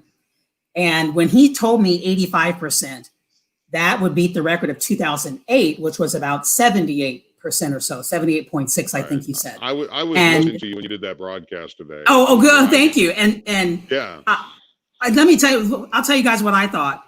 Why isn't it 100%? I thought that my entire adult life, and I've been in talk radio my entire adult life. So I have, you know, always been focused on elections as a profession, as a part of my profession, I should say. And so I've always thought we should have 100% voting, because heaven knows we can complain about roads and infrastructure and education spending and law enforcement and everything. Well, but we're not, you know, I don't know about you guys, but I covered school board meetings early in my career, like 21, 22 years old, covering school board. And there'd be, you know, 3 people in the room. Yeah. And this is your school board. And there'd be 3 people in the room. I've always been kind of frustrated by that we are not more active. So to hear 85%, I mean, that is amazing, but hopefully it pushes even more and people get engaged and they get excited about knowing that their vote does in fact matter, and it makes them feel relevant and important, because each of us, we are relevant and important. And I'm off the bench there. I'm off the soapbox. Even like this year when we're doing a census count, and the fact that they'll send people to your house if you don't fill it out, and you still don't get everyone. So even if they were to send people to your house to encourage you to vote, like they were waiting for that thing to come in, like we were waiting for your vote, even then you wouldn't find 100%. But in the fact that even if we can get 80%, 85%, that seems like a huge win. I mean, it is a huge, yeah, I agree. It's a huge number. It's very, very impressive. And my hope, and I would imagine you guys agree, it's that after 85% of people, and this is St. Louis County, I mean, it might be 70 something in the city, but in the county, after you get 85% of people waiting in line, you know, that line wrapped around Family Arena. Did you see that? I mean, waiting in line for 2 hours, an hour. A friend of mine waited 4 hours to vote, waiting in line to vote. What is the next behavior for me? That's my question for us. What is the next behavior after you've invested 2, 3, 4 hours in casting one ballot? What is the next behavior then that we'll see, that we should see, that we could see from each other? You know, what is that? I was almost thinking closest bathroom would be the next behavior of what you. Let me ask this real quick for you, because I was wondering for the next election. Yeah, come on in, guys. The next election, do you think that, because government works slow, they are historically, you know, finally they might work on it. But with the amount of people that are calling for some sort of advancement in the way that we vote in order to make it easier, do you think that will get more systems in place in the next 4 years, so that in the next election, the next presidential election, it's going to be either the same turnout because it's easier for people to vote? Do you think we're going to advance in that way? I would hope so, but when you have some officials, like in the county in which Houston sits, who allowed only one official box to receive ballots in that entire county. You still have the issue of what I would call voter suppression. Some people don't see it that way. I understand that some people hold up, maybe want to make it more, I'll use the word difficult, and they may not say that, but to make sure that it is valid. But on the other hand, it smacks of making it more difficult, smacks of voter suppression. And it generally affects poor people or brown people. And so you may still have that, even as the excitement that we have seen this year, even as you see that excitement. So I don't know. I hope that it is easier. St. Louis County, for instance, you can vote in any precinct. You don't have to go to just one precinct in St. Louis County now. And 30% of the voters today, or of this go around, voted in precincts where they weren't originally assigned. So you could see that kind of thing. Yeah. Well, and I would add this, that it could be voter bottlenecking, could feel like voter suppression. You know what I mean? It's just it's words, but if there's only one place where you can drop off your ballot, that's a problem. That's a real problem. Yeah. Well, yeah, I think if you could, if there was a way where you could satisfy people to believe that the integrity of the election and the verification is that the person that voting is the actual person that's submitting the ballot, I think everyone would be absolutely on board for finding more ways to make it electronic and easier. And who knows, maybe between now and then, we'll actually see something like that, or probably not. Government works slow. Yeah, it does. Can I just say that my skin looks beautiful in this camera? Can I just say that? Can I just say, Ryan, your hat looks really tall in this light. Very good. Well, it's hey, nice. Ryan, how's the baby? The 2-month-old baby is doing great. She is, she's at the point where, so, there's different, every week there's different stages that the baby is trying to get to. So she's this close to really laughing all the time, but she'll giggle, but she doesn't do the straight out laughs for a while. We're this close to making that happen. So that's the next step is. I'm excited for that, but she's doing great. Yeah. She's sleeping. Show her the hat. Show her the hat. She'll laugh. She'll laugh out loud. My son is already, so he's going to keep this, I think, after the election. Well, hey, guys, put her in the hat and take that picture. Baby in the hat. That's what you ought to do. Baby in the hat. That's a postcard right there. Yeah, I was going to say it's like a kid's book or whatever. Baby in the hat. Yes. I think you were talking about your skin color, and it's a nice hue. My skin, go ahead. I look scalding white. I mean, look how pale I am. You've got a bright light in there, my friend. I know, LEDs. Yeah, no, I don't have a spotlight, I promise. And I wasn't talking about my skin color. I was talking about my skin. It looks smooth and beautiful. I'm just saying that I look gorgeous. Well, thank you guys for doing this. I appreciate these. This was wonderful. We ought to do this more often. Can we do this for the night before Thanksgiving, maybe? Oh, you know what? You tell that to digital, they'll want you to do it every day. So you be careful. They want you to do this after every show and before every show. Now, is this on the air as well? I don't even know. No, just on his page live. Yeah. Yeah. What's on the air? What's on the air? Oh, KMOX has their own coverage. Here we can even listen to it. To be able to get battleground voters. Sounds like it's CBS coverage right now. And right. Yeah. It's a mixture of CBS and this coverage. Right. Well, when are you coming in again? I need some cookies. I'll let you know. I don't mean to take over, Ryan Recker. I'm sorry. Oh, you're good. Well, hey, thank you guys for coming on. I really appreciate it. And sit back, relax tonight. Keep in mind, it's out of control. Nothing we can really do at this point. We'll see ya. Yay, democracy. Yay, democracy. Woo! Carol Dan. Democracy. So much. Woo, woo. Okay. Bye. All right, see you guys. No, that's great. It's like going into it's like actually going into the arena. And then you're saying, go sports. Hey, guys, how you doing? Good. What's going on, Ryan? Love the hat. Thanks. We'll put you on camera. How's everything over on the studio B? Moving right along.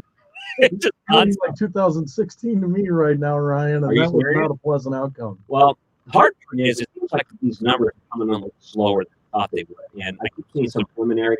You probably already saw that some of the different, in the city at least, the absentee ballots came out. How many people voted absentee? 47,000 in the city. That's awesome. Yeah. A lot of people getting into that.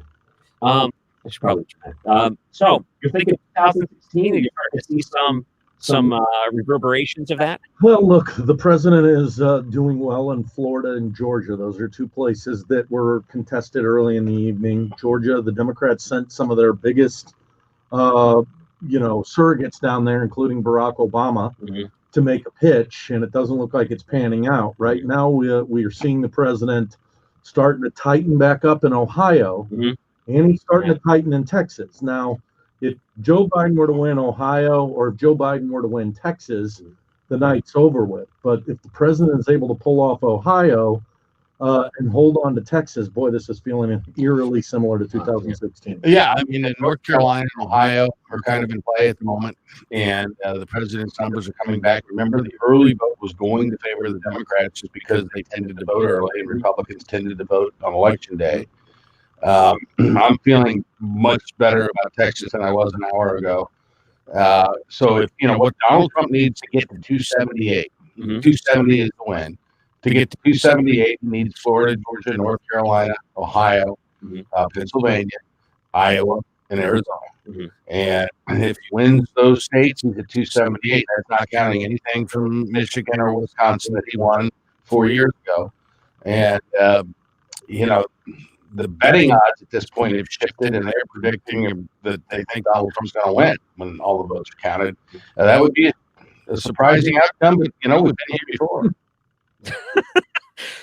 2016, you go back to the emotions of what that was like, and I think pretty unexpected. Are the emotions the same for you tonight, or are you a little bit more prepared for the eventuality that? No, I'm more shocked. Hillary Clinton was a candidate that really was not well liked. Yeah. And Joe Biden, that's not the case. And the money has been there for the Democrats. They've outspent the president enormously. But the other takeaway I'm taking is that polling may be dead. I mean, if you guys think about the polling that we've had for the last couple of months here, I feel like we're into 2016 again. How can Joe Biden be leaning in states by 8% and now losing when the actual vote comes out? We may no longer have a scientific way to understand where voters are headed. Yeah, the only scientific poll I trust anymore is the Johnny Brock Halloween mask poll. That's like the most reliable. Works every time. Works every time. I find that tonight is going to be a roller coaster ride. I got a message because my wife is not watching the election results, and she wants me to give her updates once in a while. Yeah. Mostly because my son is bored of things like this, so he can't sit. So he decided to watch Veggie Tales tonight. Oh, there you go. Maybe a little bit nicer, more pleasant. Bob the Tomato. Yeah, Bob the Tomato and Larry the Cucumber. Yeah, How do you you know your know Veggie Tales. Huh? How do you I had kids, buddy. This is a new cartoon. No, it's not that new. My kids are 26 and 23, and I know the Veggie Tales. Yeah. I've never heard of it. Great music. Wow. So Great music. they were, I think, one of the very first cartoons to use computer animation. Yeah. It was before Toy Story even. Very And creative. the notoriety of that alone, it was very ahead of its time. So it made a ton of money, the Veggie Tale franchise. Veggie Tales, Veggie Tales, Veggie Tales. Are you seeing any surprises in any states or maybe even local? Yeah.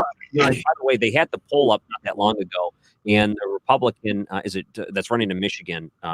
He's John, the Senate candidate. Senate candidate. Yeah. Is it Jones?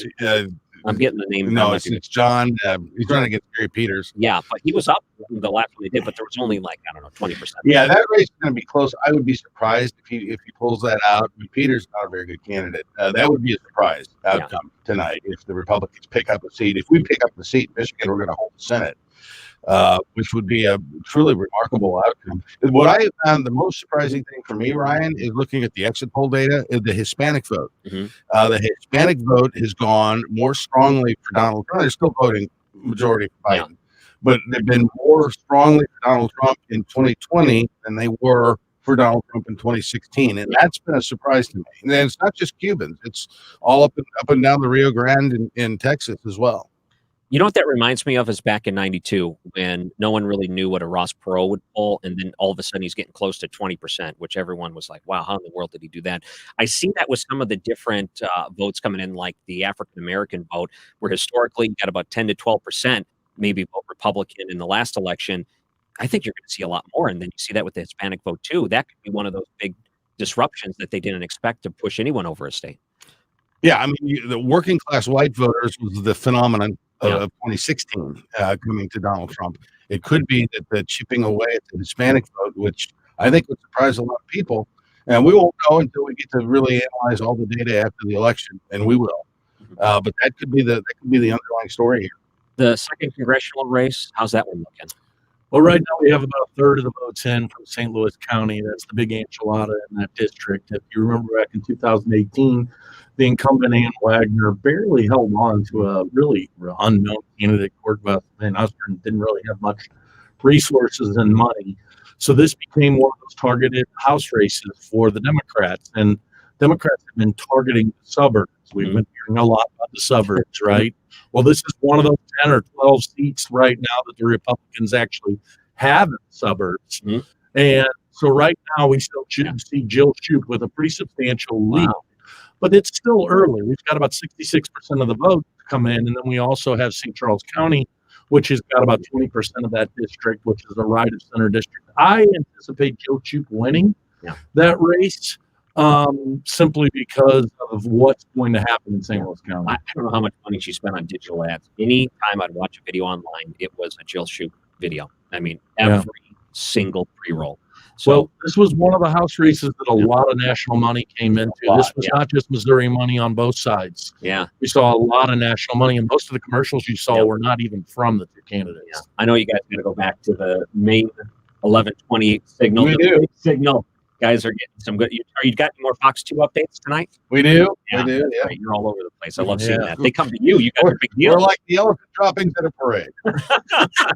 And Doggy Kelly, thank you so much for stopping by the digital stream. I appreciate it. Oh, that's really cool. I think that tonight, let's pop over and listen to KMOX's feed. Let's just see what they're doing.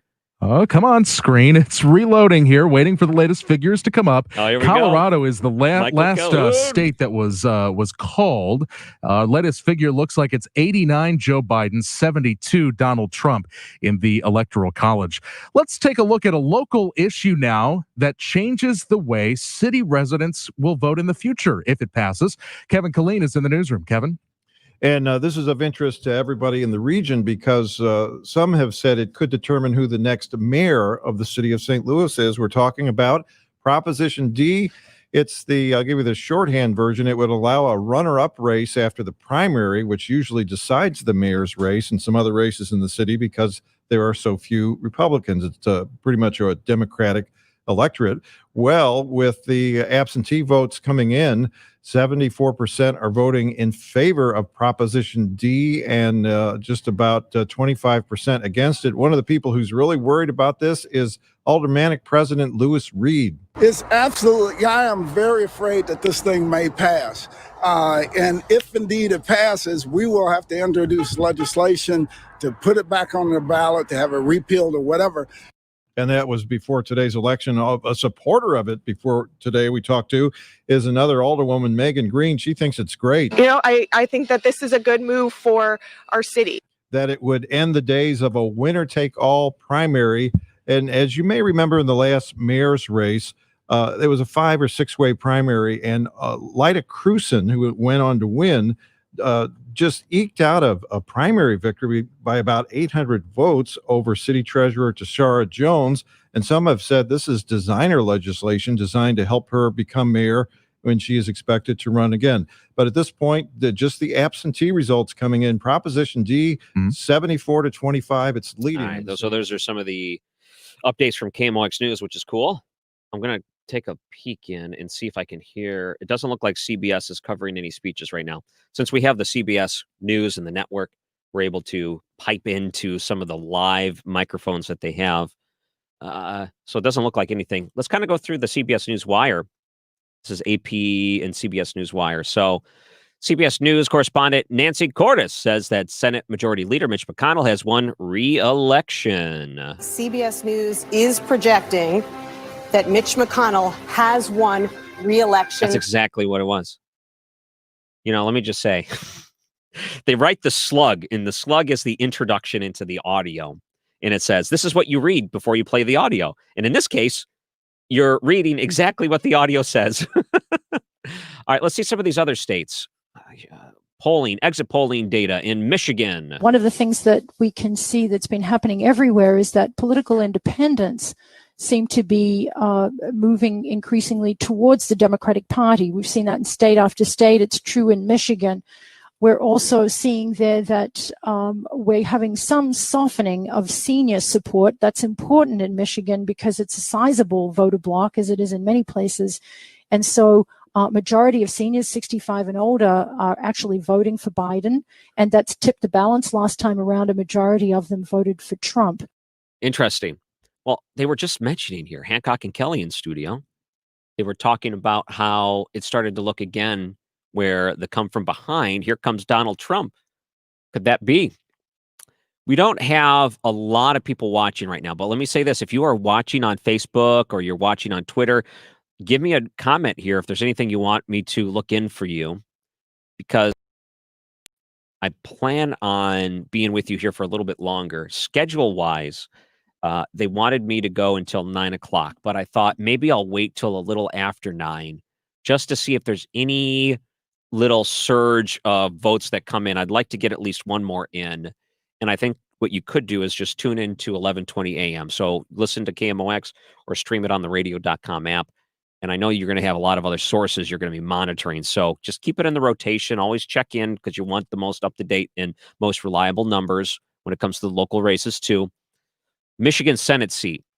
Incumbent Gary Peters is currently in the lead. They were a little worried about Michigan, about Senator Gary Peters, one of the few seats that Democrats were worried about in the Senate. Well, at this hour. Oops. Oh, I messed up. At this hour, it looks like he's still up right now. So that's still coming in.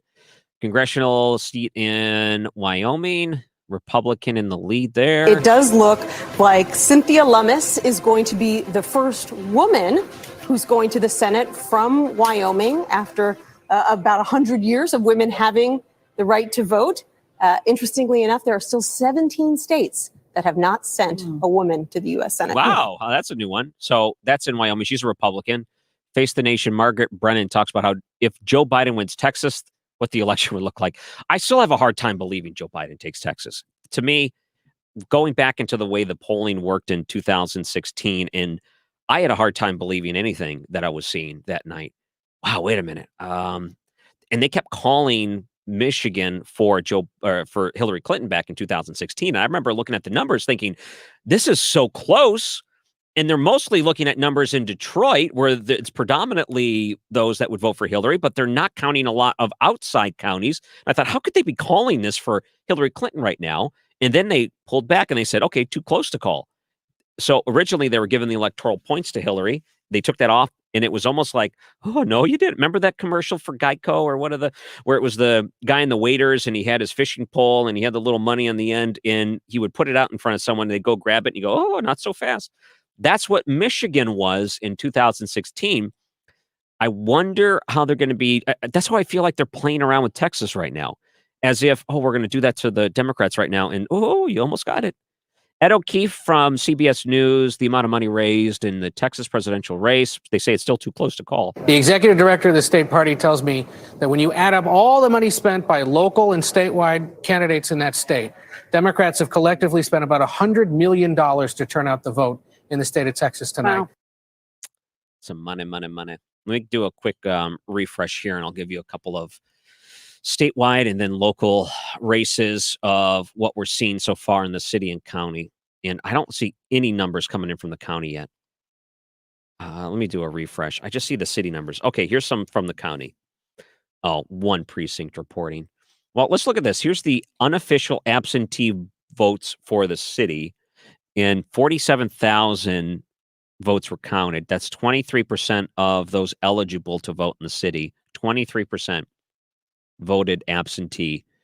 88% went Biden-Harris. This is just St. Louis City. You had 86% for Nicole Galloway for governor over Mike Parson. You had 85% for Cory Bush over Anthony Rogers.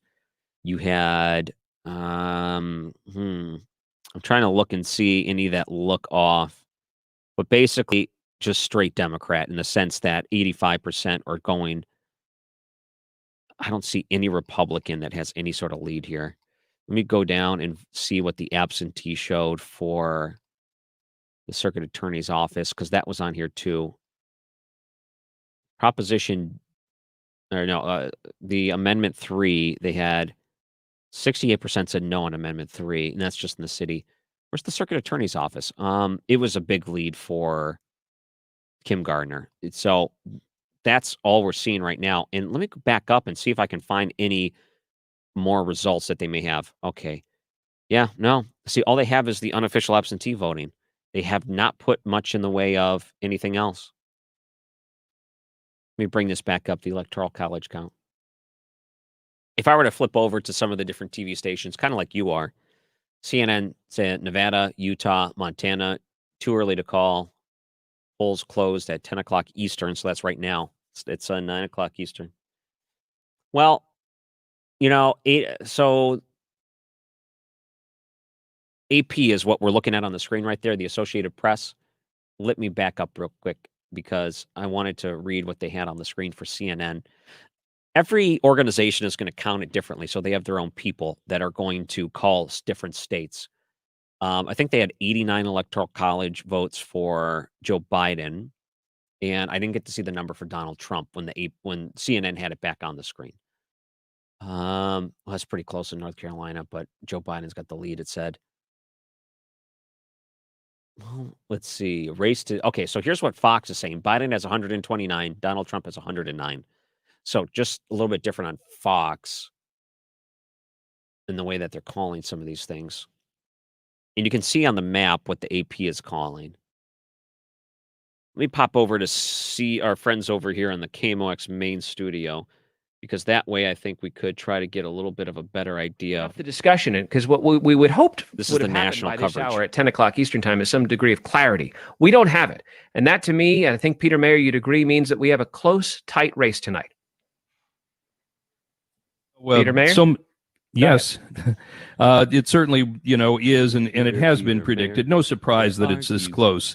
And with the coronavirus pandemic hanging over this campaign and over this election night, it is just such an unprecedented time, and we really just didn't know how to figure that it was going to play.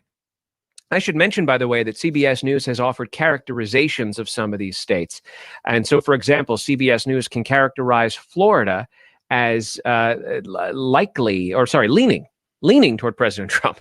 We have different strata here. So there's likely, leaning, toss-up. And at this hour, we say that President Trump appears to be leading in Florida. In fact, in terms of the raw tabulated vote in Florida, the president's ahead by about 3.5 percentage points, 51% to Joe Biden's 47.7%, with 94% of the expected vote in. Leonard Steinhorn, your take on the state of the race at 10 o'clock Eastern time. 9 o'clock Central, of course. Well, we'll try to catch back with Leonard Steinhorn. One of the things we have noticed tonight is at least one flip for the Democrats in the Senate race, and that's a key seat in Colorado. So Steve Dorsey on the congressional desk, tell us about that. Yeah, that's former Colorado Governor John Hickenlooper ousting Republican Senator Cory Gardner. You may remember, he's kind of a familiar name, right? He ran for president briefly, and he is one of the Senate seats that the Democrats have been hoping to flip in this race to regain the majority in the Senate. And my colleague, Chief Congressional Correspondent Nancy Cordes, said this is the first chink in the armor of the Republican majority. I actually spoke with Mr. Hickenlooper last year while he was running for president, and he's got some progressive positions, including legalizing prostitution, decriminalizing hard drugs. So this is a progressive candidate for the Senate. Stephen. All right, Steve Dorsey, thanks so much, and keep us posted on the congressional races, watching 35 Senates, well, now 34, now that we know the outcome of one of the key ones, and as well as all 435 House seats. A key Senate race is up for grabs in Arizona. Let's check in with Stephen Kaufman, our reporter in Prescott, looking at the Mark Kelly-McSally race. Stephen, Arizona Senate seat story is a bit complicated, so allow me to start with a bit of electoral history. About 2 years ago, Republicans... I wish they'd just tell us. I just want to know that one. Mark Kelly being the astronaut, and Buzz Aldrin said he's voting for the other candidate, the Republican. Then in the summer of 2018, Senator John McCain passed away from a brain tumor. Then Arizona Republican Governor Doug Ducey then appointed McSally to complete McCain's term. That brings us to Election Day 2020. McSally is being challenged by Navy fighter pilot and former astronaut Mark Kelly. Kelly is married to Gabby Giffords, the former House member who was shot in the head and critically wounded during a campaign event in January of 2011 in West Tucson. Polls in Arizona the past several months have consistently shown Kelly in the lead. Kelly and his wife reside in Tucson, which is sporting a solid blue electorate. Stephen? Thank you, Stephen Kaufman. Well, I guess Kelly's up in that one. All right, I just wanted to bring this up one more time. And I messaged our friend Kevin Killeen in the newsroom. I said, maybe you'd like to come on for a moment before we close things out. Let me just show you this real quick so we can get one more view of the state. So this is the Secretary of State here in Missouri that have 445 of the districts, the precincts reporting, I should say. And pretty strong lead. No surprise, Donald Trump will look like pretty much the victor here in Missouri and take the electoral votes. Governor Mike Parson had a big lead over Nicole Galloway. Thought they said that one was going to be closer. I guess it depends. Senator Graham remains Senate seat. So it looks like Senator Graham, according to Fox News, is going to keep his Senate seat. That's good news. They made that one sound like it was going to be really close. So Governor Parson over Nicole Galloway, as of right now, there's only 445 precincts reporting. Heavily Republican in the leanings here, as you can tell. Kind of like in the city of St. Louis, there were heavily leaning opposite. So it was like 85-15 Democrat percentages, basically right down the line. This one, it's like 75-25 or right around there. Jay Ashcroft, I should say. Mike Kehoe, Scott Fitzpatrick for treasurer, attorney general, Eric Schmidt. Nothing yet in the first and second districts, but you heard that this one's close, and Jill Shoup could actually win in the second district when it comes to the second congressional race. Cori Bush is expected to win that in the first congressional district. Looking at some of the early numbers, I think that Anthony Rogers had about 15% of the vote coming in before. This is just the absentee ballots in St. Louis in that district. Let's kind of scroll down here. I don't think we need to see all these different districts. Plus, they're all zeros right now anyway. Basically, they haven't calculated a lot of these precincts yet. So if I were to go down the line, let me just try to find and see if I can get some of the propositions, because I think that does interest people. If there's anything you want me to check before we end the stream, let me know, because essentially they told me to go till about 9 o'clock. We're about 10 minutes over, but that's fine. Right now, Pennsylvania, 26% of the votes in. Fox News says that Donald Trump has a pretty good lead there, about 50 to 46%. All right, so Constitutional Amendment 1, it's pretty close. No has 51%. Yes has 48%. Constitutional Amendment 3, yes has 60%. So I think that one, again, predominantly Republican areas are starting to see that. Well, I got to say, this was fun to do this tonight. Did you like having the video? I hope you did. We have a pretty good amount that were just having fun watching us, but I feel like it's starting to peter off for the night, which is expected because a lot of people are going to be watching mostly the national tabulations. They really want to know who's going to be the next president of the United States. But I got to say, it was an absolute good time to be with you in front of the camera. I hope that you got something out of it if you watched any part of it at any time. Thanks to everyone that commented. Thanks to everyone that spent some time sharing this on social media. That was really nice. I hope you enjoyed it too. I want to thank all of our guests, and let's make sure I don't forget anyone. Tom Ackerman, Debbie Monterey, Amy Mark Scores, Charlie Brennan, Brad Young, Mark Reardon, Jane Duker, Bo Matthews, Carol Daniels, and of course, John Hancock and Michael Kelly, who joined us right at the end there, and all of the other people here at the KMOX studios that helped set this up. Thanks to the digital team and the programming staff that got all of this up and running, and of course, the engineering that did this too. They did a fantastic job setting all this up here, didn't they? I thought they did. Hope you enjoyed the hat. Who knows? Maybe this hat will make an appearance again. I do Overnight America. My name's Ryan Recker, and what I would love for you to do is listen to my show. I'm on nights starting at 8 o'clock here on KMOX. what I also like to do is go on Facebook Live. I do Twitter, things like that. Ryan Recker Radio on Facebook, at Ryan Recker on Twitter. So if you would be so kind to give me a like on there, that would be very nice. Oh, Kevin Klein's going to come in. You know what? I'm just going to hold off. I was going to say goodbye, but now I feel better about sticking around, mostly because Kevin Klein's going to come in here. 15 or online at BeamSTL. Oh, they're in a commercial break. Let's see if there's anything going on CBS. Nothing yet. Okay, no CBS coverage of anything. Let's go back to the electoral map.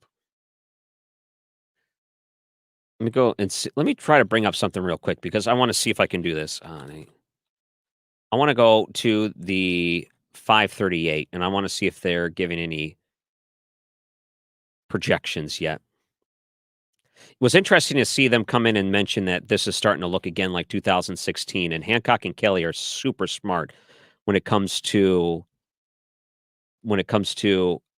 the here's our forecast. Because they are no spring chickens. All right. Yeah, that's right. I said spring chicken. Still Biden favored to win. I'm trying to look for the percentages. Do they not have that right up front like they used to? Election coverage live 2020. They don't have it right now. Either my website's not loading it all up. Maybe someone can help me if you're in the comment section. Tell me a great website I can go to when it comes to percentage of winning. See full results. Here we go. Maybe this is it. Okay, 538. They're saying Donald Trump has 72 of the Electoral College. Let me flip a couple of these here just to kind of play with it. Let's just say, see, because they don't even have Missouri included in that yet, and that's a pretty solid chance Missouri's going there. They don't have Illinois for Biden yet either, so I'm sure those numbers will go. But right now they're saying Donald Trump 72, Joe Biden 89 in the Electoral College. I'm just trying to find the percentage chance to win. Here, let me go back here. Because that's more fun to watch. I want to see those numbers change. Percentage chance. Okay, maybe here we go. 538, the forecast. There we go. Because that's the one that everyone watches. That's the one that's more fun to watch. No, they're still calling it exactly. They haven't changed any of their presidential forecast finals. No longer voting. Our live blog results come in. Okay, maybe this is it. No. See, I'm not seeing the percentages, but that's okay. I think Kevin Klein might be joining us here in a moment, which is going to be good. I just wanted to make sure we had a chance to bring him in on this because he had a whole nother story. Oh, here we go. Trump odds to win. They're starting to flip here. So it says, this is from Action Betting Odds. Here's where the betting odds have changed. At 5 p.m. Eastern, the betting odds were 68% Joe Biden, 31% Donald Trump. 6:15, it started to change. Then you saw 54% for Joe Biden by 7:45 Eastern time. And then by 9:15, it was at 48%. And that's when things started to change in the other opposite direction. Kevin Klein, I wanted to make sure we had the chance to bring you up here. Let me do this real quick. How are you, Kevin Klein? Good. Is this me here? Yeah, go ahead. That's that one. You can turn the other one. Here, I can turn your mic on. Use that one right there. Good evening. And is this video? Can people see what you're wearing? Yes, they can. You look like Lincoln's assistant. Can you see the picture? You should be able to see it on the screen there. Oh, yes. Well, I better get my hair right. I was just looking at was the betting odds. This is interesting because I'm looking at the U.S. sporting odds, and up until about 9 o'clock Eastern, 8 o'clock Central, it was in favor of Biden. Right now at 9 p.m. Central time, the betting odds, 74% chance of Donald Trump. It shifted. I guess that things are starting to change again. This is exactly how it started in 2016, too. The betting was much quicker to change than the actual news coverage. I'll give you a little insider. Michael Kelly and John Hancock. Yeah. They were just walking out, and the Democrat, Kelly, says, I can't take this. I can't take it. It's like a repeat of 2016. Yeah. And then the Republican Hancock says, I hope they're not rioting or I won't be able to get my car out of the garage. I hope. I'll give St. Louis credit for this. They're normally a day or two behind when it comes to the riots, so that's good. You can There's at least prepare it. no threat of that, but that's the dark humor. No, I know. Of the room, that it does seem like the dark humor is pointing toward it's taking shape, that this could be a win for the president. Well, I still don't know, and I don't feel confident, but I do feel a little more at ease because it's out of your control. You don't have to worry about speculating anymore. You just have to wait until the results come in. It's like you're just basically sitting and waiting. I was really much sitting back, relaxing, and enjoying your whole nother story about some of your memories of going to the different watch parties as a reporter. Thank you. And I love that you talk about the roast beef sandwiches and things, the little mini foods they would hand out. Speaking of foods, I was asking about food tonight at Nicole Galloway's watch party. She's the Democratic state auditor hoping to unseat the Republican governor. Yeah. And we've got a reporter down there. I said, what's it like? I mean, if she's got a really good buffet, that could portend the confidence of a victory. And there was a little pause, and she said, well, they don't have any food here. I always look for that. That's a radio thing, isn't it? Do TV anchors or reporters, do they always scope out the food when they go to places, or is that just radio reporters? No, I think all reporters are always hungry. But this race, I have been covering the governor's race tonight, and I could tell you a little bit about that. Sure. When I was just looking at some of the different, because over at the Secretary of State website, they're kind of slow to report. They only have, let's see, as of last check, about 445 of the roughly 3,700 precincts reporting. So pretty low numbers to work with. Well, what are you seeing? Well, the New York Times is reporting Parson is ahead with 24% of the vote in. He's leading 52 to about 46. That's a lot closer than the Secretary of State website. But here's the strange card game. You know, Nicole Galloway is the only Democrat to hold statewide office among 6 Republicans. And there's 6 statewide offices, others held by Republicans. So she has got some sort of magic in these Republican areas like Buchanan County, St. Genevieve, even St. Charles, where she wins. And that's the threat. If she were to put up a win tonight, it would involve her not only taking a lot of votes in the bookend cities of Kansas City and St. Louis, but to take away the rich center cut of the state from Parson and get some votes from those outstate counties. That's her game plan. Mike Parson, interesting because he was put into that position. He wasn't voted in as governor because of the whole Greitens deal. So that's when you're most vulnerable because it's untested. You don't exactly know if people would vote your way. Like Greitens worked on the campaign, worked all the way through up, worked the name recognition, did this. Certainly it helps when you're already in the position because you have that as governor, but it's still untested. And I think that's why it's vulnerable in that sense. I don't know how that one's going to end. I feel like Parson has such an upper hand in that. I don't think there's enough people that would look at him and say, I want him out. So he's been running on his experience, and he's a 65-year-old man who's been a sheriff, a farmer. I mean, he has life experiences that he's saying a 38-year-old CPA state auditor does not. And she's saying that he's out of touch with COVID. He called it the dang mask. He caught it. And she's saying that she wants to do a better job. And it'll be interesting to see if she has that appeal to get people and female voters. I think a lot of women voters especially might admire her life story, that here's a St. Louis County Ursuline girl who used to work at the Kirkwood Materials place, driving a pallet and working the cash register. And she once argued with her boss, hey, I found out the guys are making $1 an hour more than me. I need to be paid equal. So she was a soccer player, got to college on a soccer scholarship. So she's kind of a feisty, person to watch for people. I mean, who are watching female candidates. It's been the year of the woman, hasn't it? We got Cori Bush.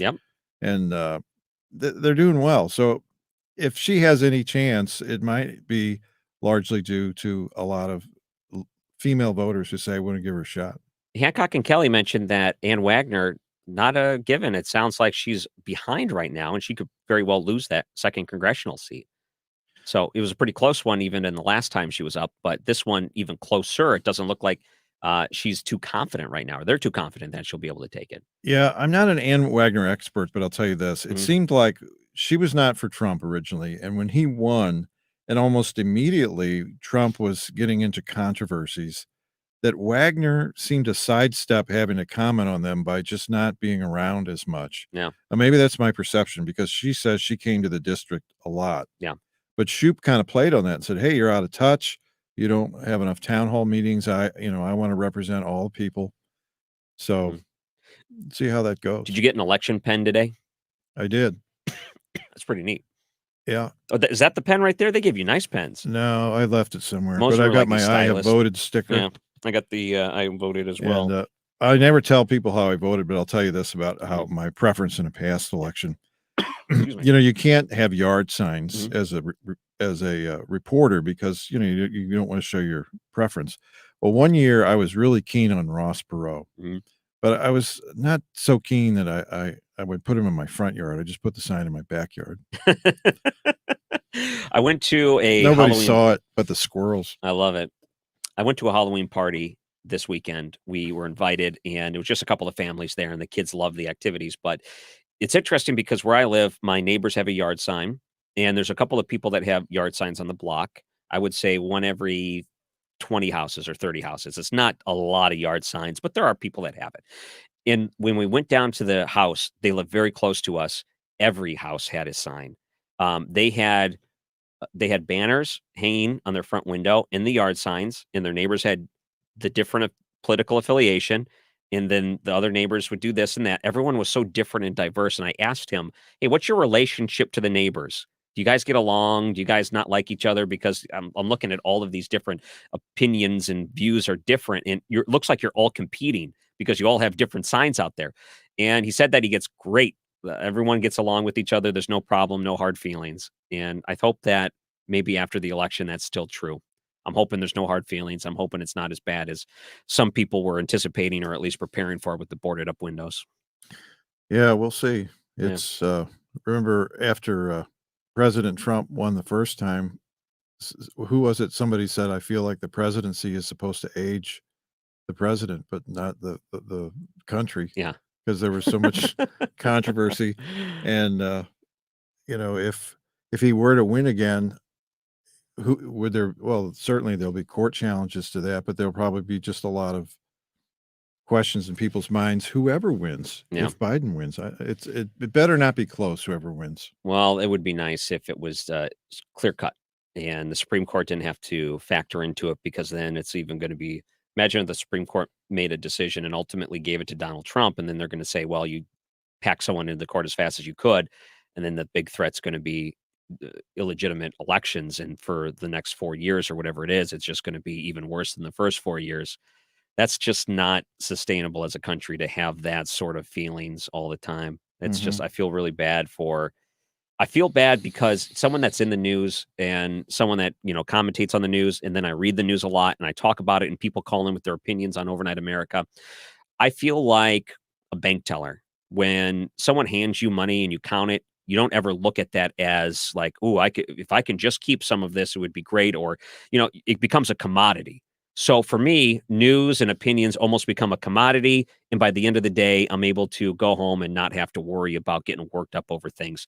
But it's not like that for a majority of people. It's like they bring it home and it's always in their head and it's always eating at them. And it's constantly driving their thoughts, and it might be driving them into some places that are not mentally healthy. And I hope that at some point we just do not continue to escalate it, because I don't even know what would happen if we escalate it any further than it is now. We got to find a way for more people to look at it as there's only so much you can do. What's the old adage? It's we need to accept the things we cannot change and the courage to change the things we can. Prayer. We need to have some of those things right now, because there's so much that's out of our hands. We're ruining all of the relationships between our coworkers, our family, our friends, people we don't know. We're distrustful. We got to at least realize there's some things we can't control, but the things we can control, how we treat each other, be nice to each other. Those are the things we should start focusing on again. Can we control those things? I've had difficulty in those. That and roast beef sandwiches. All right. Well, listen, I got to get to work. You do your thing. But this is the fun spot. I'm going to have to come back if I get anything. Apparently we were going to do this late, but I think we're going to end the stream now. I wanted you to close it out. I wanted to get you on before we said goodbye. Actually, we were scheduled only to do this till 9 o'clock.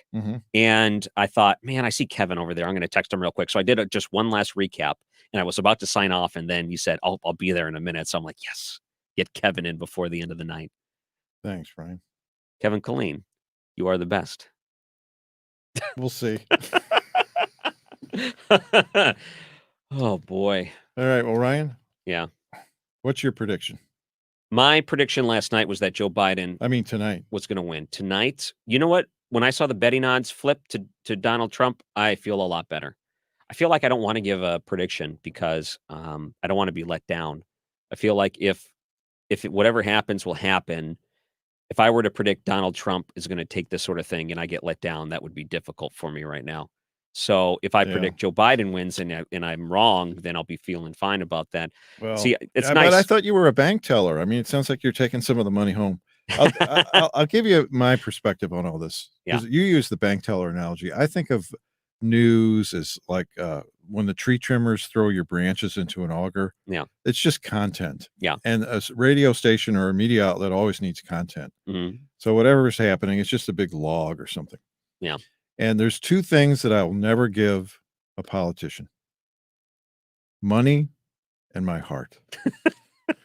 Thank you. Thanks, Kevin Killeen. Oh, that's fun. All right.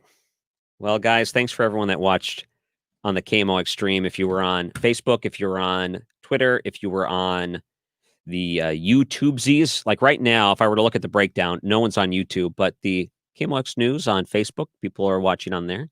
Some people also watching on the Twitter, so that's cool.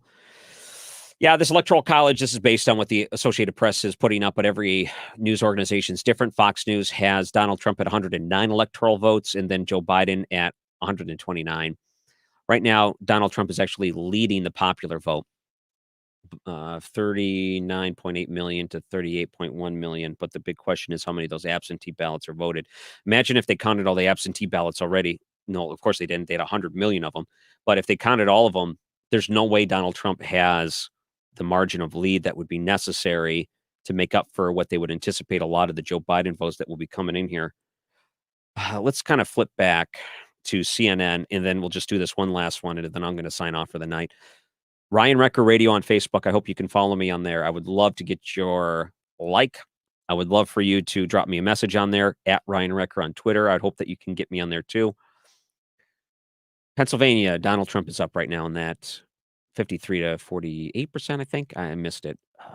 He's down in Arizona, though. Electoral votes, they say Donald Trump has 72, Joe Biden has 89. That's what they're looking at CNN right now. So they have their own methodology for each of them. All right, guys. Well, thanks. And I hope that maybe we'll get to do this again sometime. We'll see you later. I feel like the next step for me would be to tell you one more time, Ryan Recker Radio on Facebook. Thanks again for spending the time here tonight. I actually had a lot of fun, and thanks to all of our guests, everyone that was in. I'll give them another. Big thanks to Tom Ackerman and Debbie Monterey from Total Information AM. Amy Markscores and Charlie Brennan, the Charlie Brennan Show there. Brad Young, senior political analyst. I should know, senior legal analyst for Overnight America and KMOX. Mark Reardon, Jane Duker, the Mark Reardon Program. Bo Matthews and Carol Daniel. Bo does a program on Fridays and on the weekend with the Second Amendment Show. And Carol Daniels from the KMX Newsroom and also Total Information PM. Hancock and Kelly, you hear them Fridays doing the Charlie Brennan Show, but they're also contributors all throughout the week. And I'm Ryan Recker, your host for tonight. Thank you for watching. Ryan Recker Radio on Facebook and then Overnight America. We'll see what tomorrow brings.